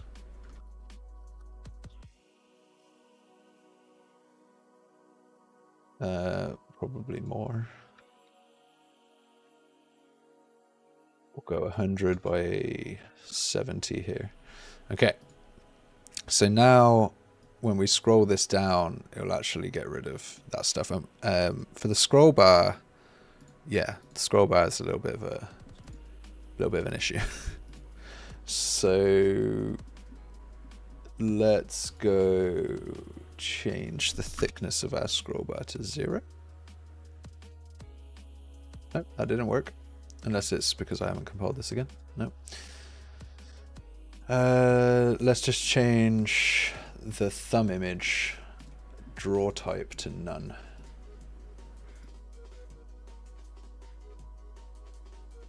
All that.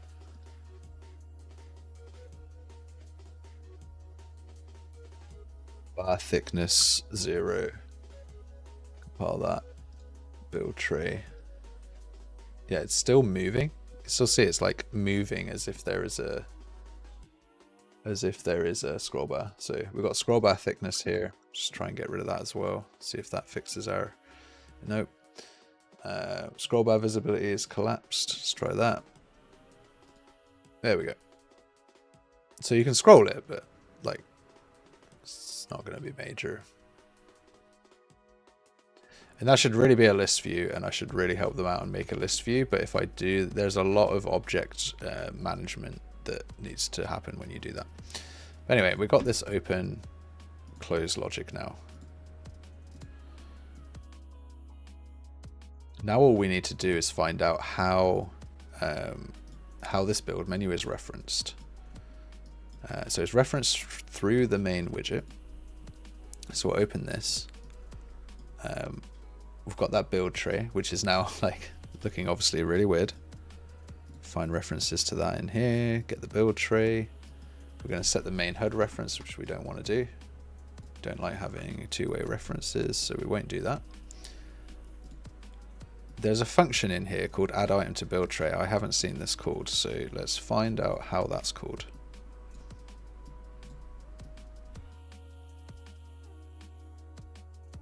It's called in the catalog here. So it goes into the main widget and it grabs the widget build tray here. So in this game, I think it's fair that we have this common library and we can have get main widget. So we don't need these reference daisy chains because we're just going to get the main widget reference, and I assume that that's drawn by like the HUD class. So let's take a look at the reference chain here real quick. Fingers crossed we're drawing it in the HUD. Yeah, not drawing it in the HUD. We're probably drawing it in the player controller, which... Oh no, what's this? I can fix that for you. I can definitely fix that. So let's take a look at what's happening here for a second, just distracted. There's a multi-gate index player for playing a track, which then goes and gets from the playlist this thing. So we can cancel all of this down, right? Because we can just pump in an index here to this, seeing as that's just next. And we can just call a function called play next and just call a delta on this, like +1, or just play index. Anyway, so that's a separate issue. Right, here's the main menu. It's in the player controller. Let's init main menu here. Find name. Event begin play. Init the main menu. Let's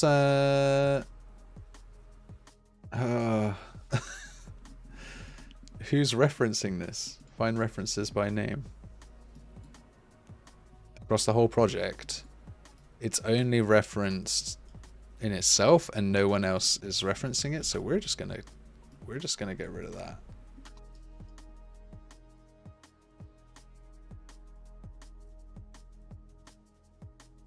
And we're not gonna do that on begin play of the player controller.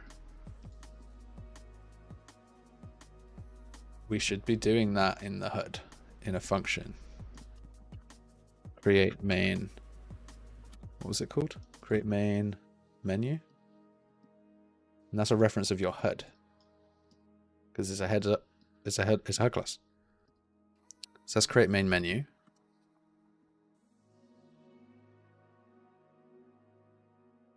In main menu, that's just this one, so that's fine.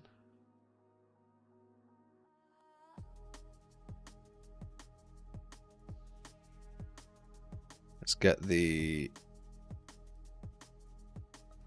gosh, there's so many variables. HUD.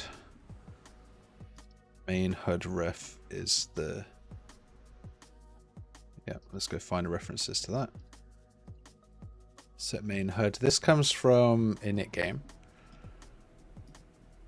I bet you this has references. Yeah, so this has a few. So first we set it here. We're getting it in our HUD. So again, we don't want to do that. We want it to be in our HUD. And then we're getting it again in the report widget.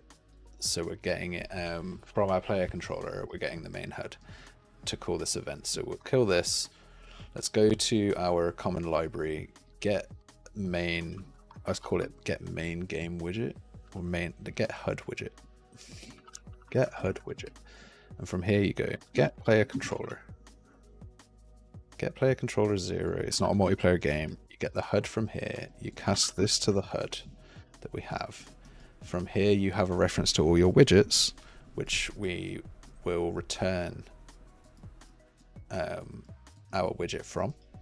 This is just like Unreal class expectation, I suppose you might call it. Is there's a HUD class? Let's use it to store all of our widgets, or at least orchestrate things that should happen within our HUD local to our player. So we're going to return the main widget from here, a reference of the main widget. We'll call it main widget, I suppose, because that seems to be the nomenclature that they've used. Nomenclature. We don't actually have the reference yet, so let's just make this pure. We're just cleaning up as we go. So we get the main, get the HUD widget. We'll call this. We need to give the main in here as a keyword. Get the main HUD widget. Fade the main menu. Cool. So that's that saved. In the player controller, we're going to cut away event init game here. We're going to cut this away. We're going to get this guy's HUD. We're going to cast it to our BP HUD, and we're going to tell our HUD to make our main game widget. So we jump back over to our HUD, and we have a new function where we're managing all of our menus. So create main game HUD. Paste that in here. It doesn't need a PC ref, right? Because you just get player controller from anywhere. Although what we could do is we can keep that. Why not? Well, let's just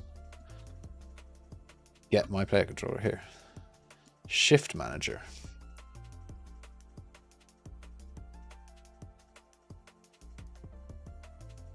Did this have a shift manager in it? Revision control is disabled. Shift manager does not have a shift manager. Does it even use the shift manager? We're just like, we're on the hunt. We're on the hunt. What's the shift manager? Is it used? It's not used. Let's just get rid of it for now. We'll manage that later. Yeah, see this owning player reference here? You could just do that. It comes with an owning player. Which of course we are the owning player, so we should do both.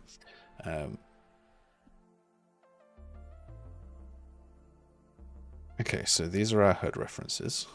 Compile that. Back in our common library here, now we can get our main HUD.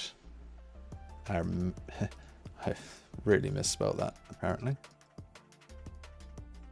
Get main HUD. Get main game.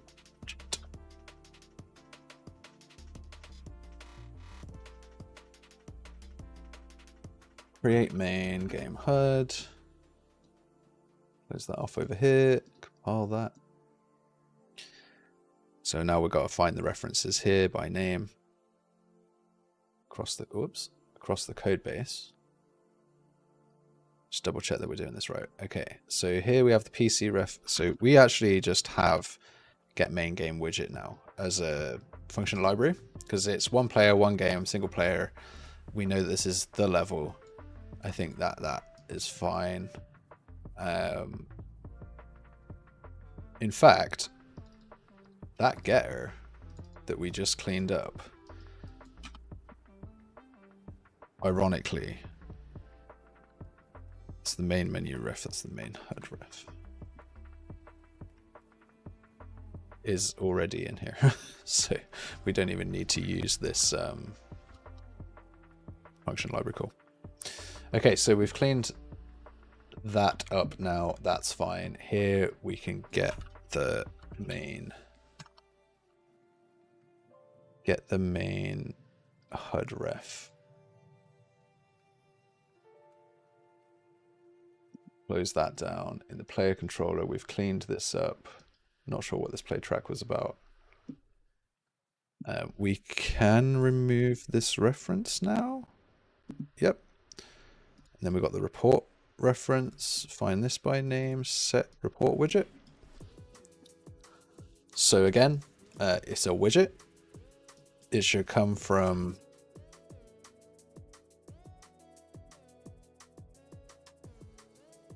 the HUD. That makes it all very manageable. So we'll do that cleanup real quick. PP HUD. Create report card. I mean, at minimum, it shouldn't be in the player controller. I don't mind. I think it's an okay pattern to have a widget create and host its widgets that it's responsible for. Maybe that's a nice, a little, like, I don't prefer it, but it is still a pattern that is okay. But I will always avoid putting much data, if any, on the player controller that isn't controlled in like components, and that is not to do with controlling the player. So the player controller is like the location where all the inputs go, basically. Inputs, camera management, things like that in Unreal. All of your UI, I think, just to keep things clean and for other developers to come in and have an easy time, it goes in the HUD for UI. So we've now got this create report card, which is cool. So we just do the same pattern here. We tell our HUD to create the report card. Pile this. We go find all references to the report card. There's one reference to a report card and it's in our HUD. So that's cool. If we want to get that, we can use, if we ever want to get that, we can, well, we can do this. And then we can get our report card. It's cheap and cheerful. There's like better manager ways of doing that. Obviously, like you could do it through a, if you had activatable widgets in common UI, for example, you could use gameplay tags to organize those and then just have like a cache of all the screens that you've ever drawn by gameplay tag, and then have a nice little function that's just like, go to the subsystem or the component if you're in Blueprint and get me the singleton widget that comes from this tag. Because all of these are singleton widgets, like they're not being produced multiple times. Okay, so that's player controller sorted. Add a build item to the tray. Right, so yeah, from here we were getting the build menu ref, we were then getting the main ref, then we were getting the build tray. And there's probably going to be a decent amount of interaction with the build tray, because the build tray is was one of the main parts of the game, right? So what we might do is I might do get build tray. And in this case, we're going to get the main game HUD and access it from there, but we're going to return at least a build tray.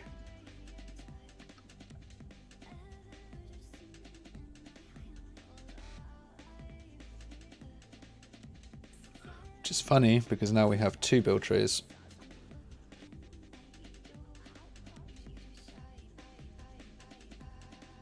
Okay.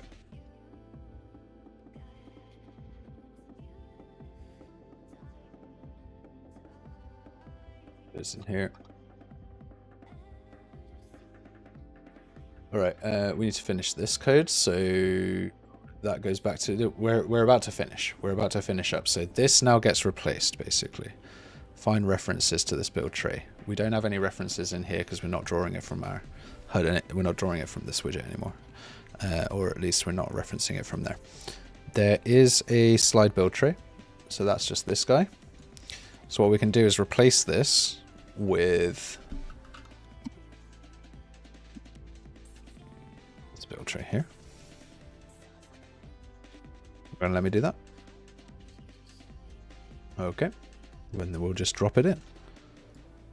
Drop it in. This goes to the bottom right of the screen. 0, 0, 0, 0, 1, 1, enter. So we have this nice little thing. If we go back to our reference quickly, you can see we're building this section here. It comes with some assets that are not finished yet, so that's TBD. We'll pop this off the side of the screen though. Minus 50, minus 50s will usually do it. Usually be a nice little edge pad. We'll want to do the same for the horizontal action tray for the bottom left as well. So we'll go 50 off the side here. We're already got 1 here. Oops, 0, 1. 50. Nope, minus 50. Why did that work for the other one and not for this one? Oh, it was minus 50. Okay, cool. Minus 50 is a bit much. Minus 50 is too much. Let's go minus 25. And then I've noticed that I also need to push this off a little bit further. So let's just grab the action tray here. Actually, this is already pretty much 50 units off the left because of the way that the image is done. Don't want it to be too high up the screen. Shouldn't this be a circle as well? Just, yeah, I'm looking at this. This is a circle. Why is that not a circle?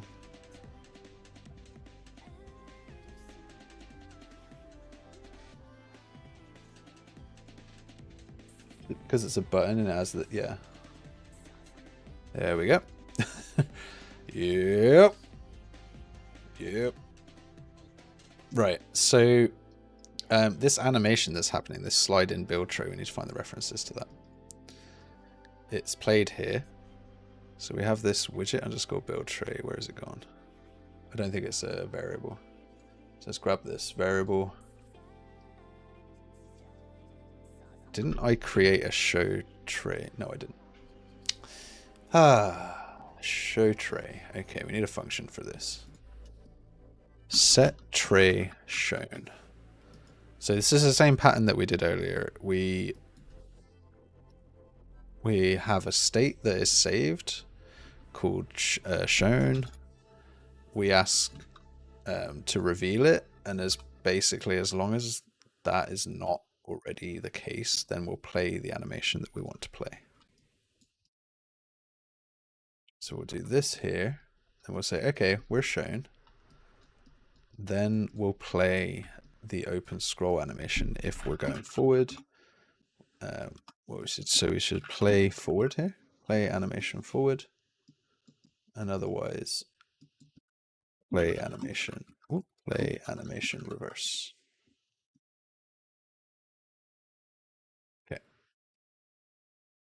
So in this case, we have this widget being in control of the animation itself because it's a little bit more complex. And then in the main widget here, we just say set show tray, slide out tray, or click the tray button,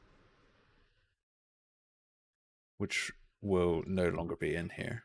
But we do have this idea. Slide out build tray. So this is toggle build tray in this case. Let's go put some music on quick. It's got to be the last little bit of the stream now. Oh, we're really cooking. Oh god. This just says build tray in and out. I think that the only reason for that is here. So let's just find out. Find all references. Is the build tray out? Is the build tray out? Is the build tray out? Yeah, cool. Find all references across project just in case it's referenced in another class. Not true. Okay. So here. I mean, who's calling this?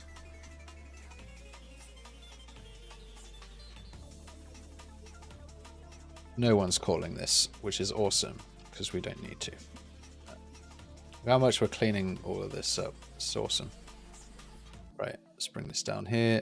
It's about separating out all the responsibilities rather than having these massive, what you call monolithic classes that do absolutely everything. Yeah. It's nice to have it all sort of managed in a way where things have ownership over like themselves often. I don't like that the build catalog still has a reference to the main widget, so we might go and take a look at that after. In the common library here, we can get the widget underscore build tray. And from here we can get the tray that we're actually drawing, the one with the code in it, which means we need to make that a visible reference. Boop. Tray. Get the tray, pop the tray out. Happy trays. Close that. Widget blueprint, cool, you're good. Your references, the build catalog, find reference by name.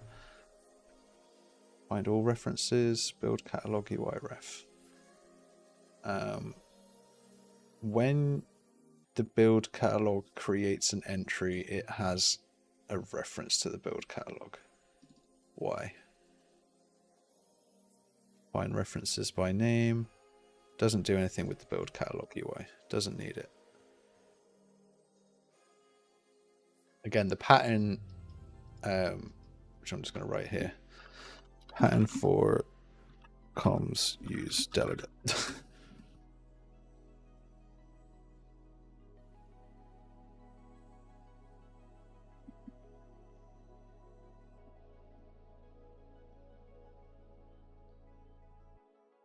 Yeah.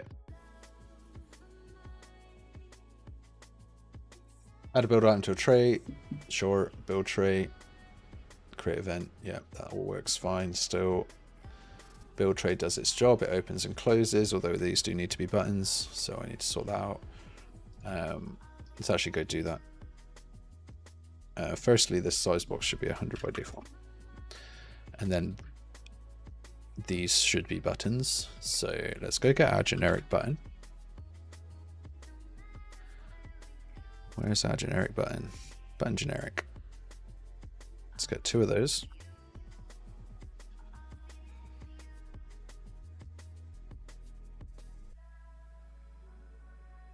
$70 by 168.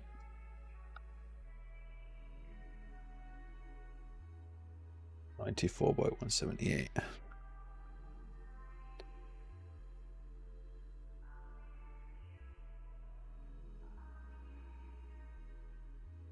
Right scroll, grab that.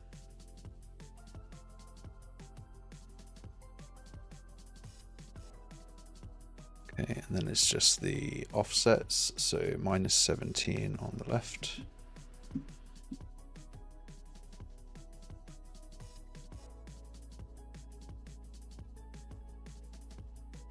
+17 on the right. Okay, and then I can get rid of these 2 images, compile that. Now these are buttons, which is super cool because we can come in, we can put their interactions into the graph because they are buttons. And then that can basically toggle set tray shown. You just say not. So both of these are going to toggle the tray. Okay. That build button should not be referenced anymore. I think we got rid of that pattern. Reference viewer. Yep, no references. Let's go get rid of that. It's in the undo history, but we're not going to be undoing any of that. So we'll carry on. Have to head out now. It was a nice and good stream. Yeah, is a nice stream. Have a good day. You too, you too. Right, in the main widget, we still have that one pattern that we don't like here. So we are telling the build catalog who the main widget is. So let's go find out why. WBP build. WBP build catalog. References to the main HUD widget by name in order to set the build menu being shown.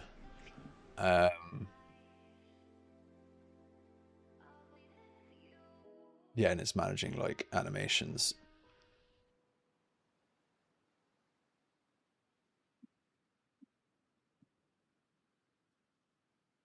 There's only one game widget. Let's just do it this way.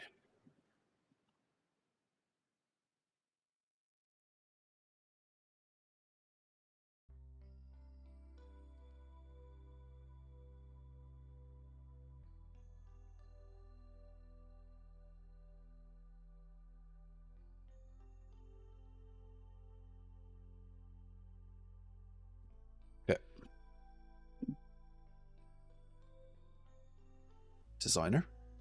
Got this here, cool. Widget build tray. Let's find all references to this. Just double check that we've cleaned that up properly. Common library, get the widget build tray. Yeah, that. Wait, did I right click on the right one? No, I didn't. The other one, widget BP build tray. Find references. All references. Yeah, sure, that's fine. Activate placement mode, function origin. Build tray entry, that's fine. Sure. Okay. So I think we're safe to delete that now. Boom. Build tray, get rid of that. I say get rid of it. Oh, it's locked. Die. Slide in the build tray. Yeah. We don't need that animation because it's just all part of this thing in the bottom right now. And we've entirely broken the game. Let's go and find out in the BP HUD is the begin play, which should create the main menu. So that happens here.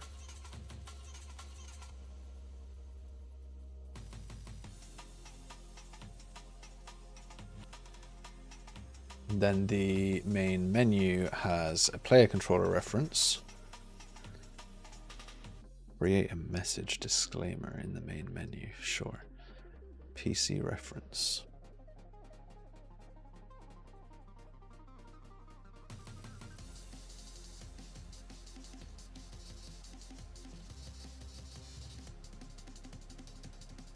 Yeah, this could all be cleaned up a little bit more. Okay. We are in the wrong view, though.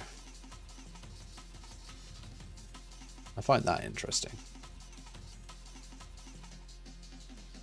Why are we no longer in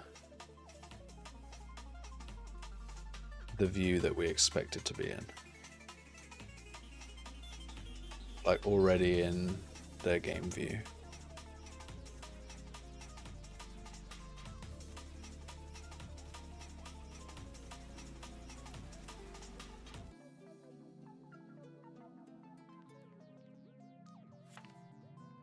Oh no, it shrunk my button.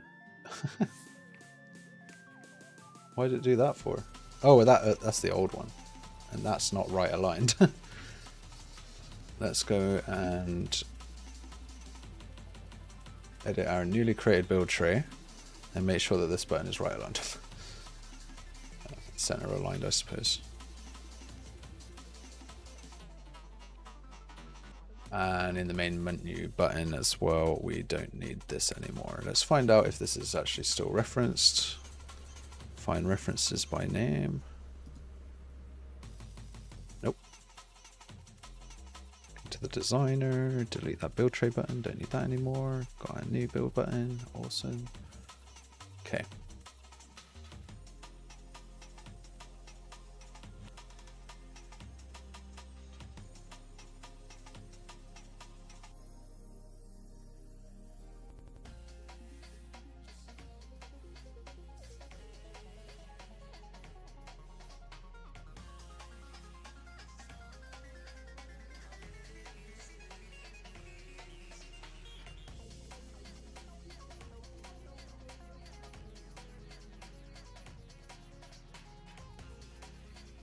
On event begin play, we're going to get the player controller reference and then do this. One-time event. I do often find that I end up saving a class in my HUD of my player controller, which I don't like doing. Set the resource widget reference.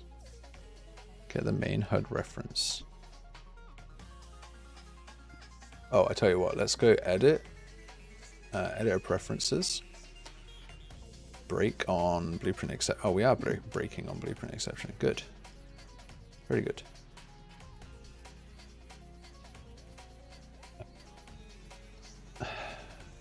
Like, I am pained to remove this. I will not remove it.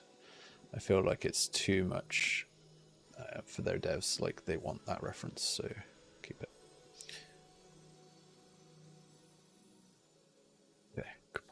Save.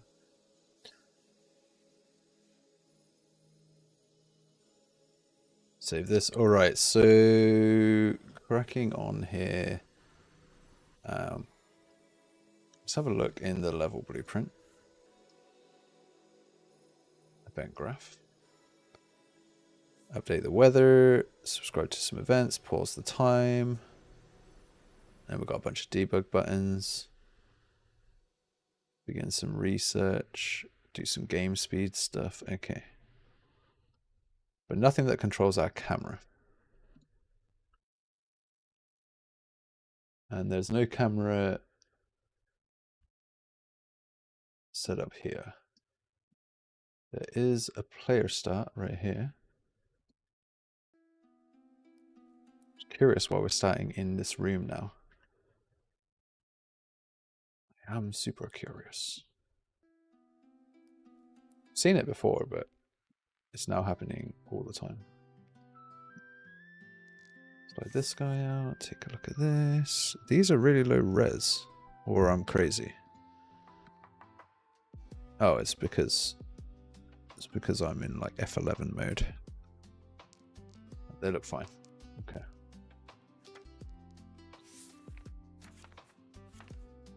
Yeah, this isn't filled with anything, so we need to go take a look at that.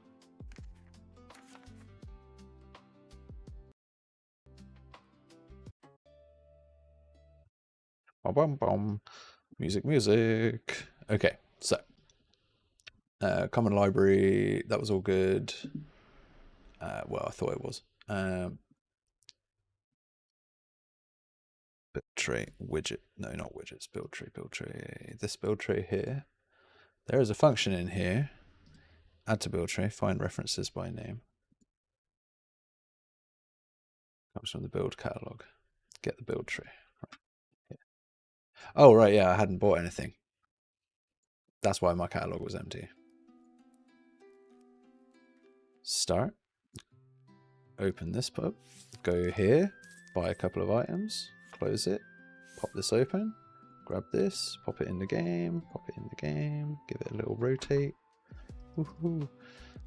These are overlapping, so I'm going to make the animation for this not that big, basically. Chuck it in ultra wide. Really cool. Yeah, let's go and change our animation. Just be 800 units. Okay. Go back to full screen. Pop this open, pop this open. Yeah, they're not touching, which is great. 1, 2, 3. Let's get populated in here. These are to be desired, I suppose. And then it will be a scroll box as well. But it doesn't consume input, but that's a story for another time. Also, the scrolling is inverted. Either way, 15 minutes over the hour. I've seemed to have broken the cameras. I'm gonna do a quick global search for camera and see if there's a way I can investigate what's happening there. We've got movie render pipeline stuff. We've got a camera actor in our main menu, which I'm guessing is nothing to do. If I pop open this map, hit play. No, we're stuck in it. Right, so let's carry on looking. PC controller, camera pawn. Camera pawn. It's just a reference, okay? One way to find out about this is to go and look at our widgets. So in the UI widgets, we will have this acknowledge button. And this will do something. Apparently on released, it will remove it from the parent. Play a message, apparently.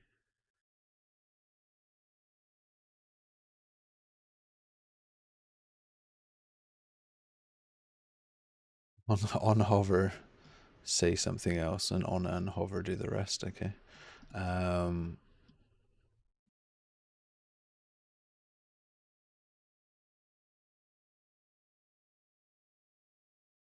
Do that with the widget switcher. You don't have to keep all the text here.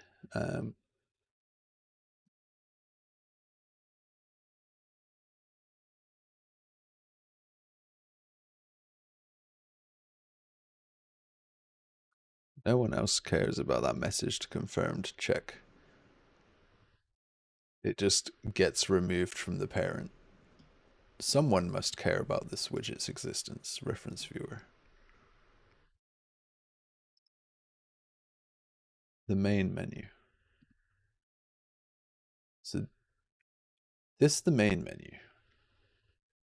It constructs and creates the disclaimer, and then it fades in the music.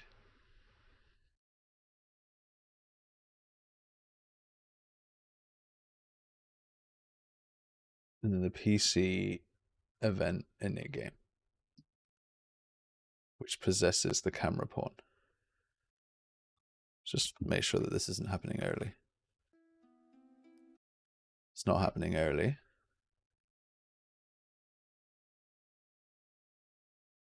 So is there a... See, now I think there's multiple pawns in this level instead of cameras. There's the menu pawn who's all the way up here. Possession is enabled on player 0. Play. Okay, acknowledge. Start. Then we possess. No? Okay. Let's go. Where was that? Player controller? Camera pawn reference. Do you actually have one?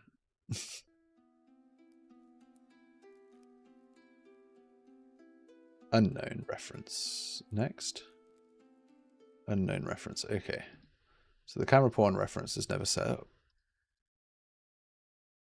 Set camera pawn ref. Find references by name. On event begin play, as long as we have an input system, set the camera pawn reference. See, previously this was where it created a menu. Get the camera pawn.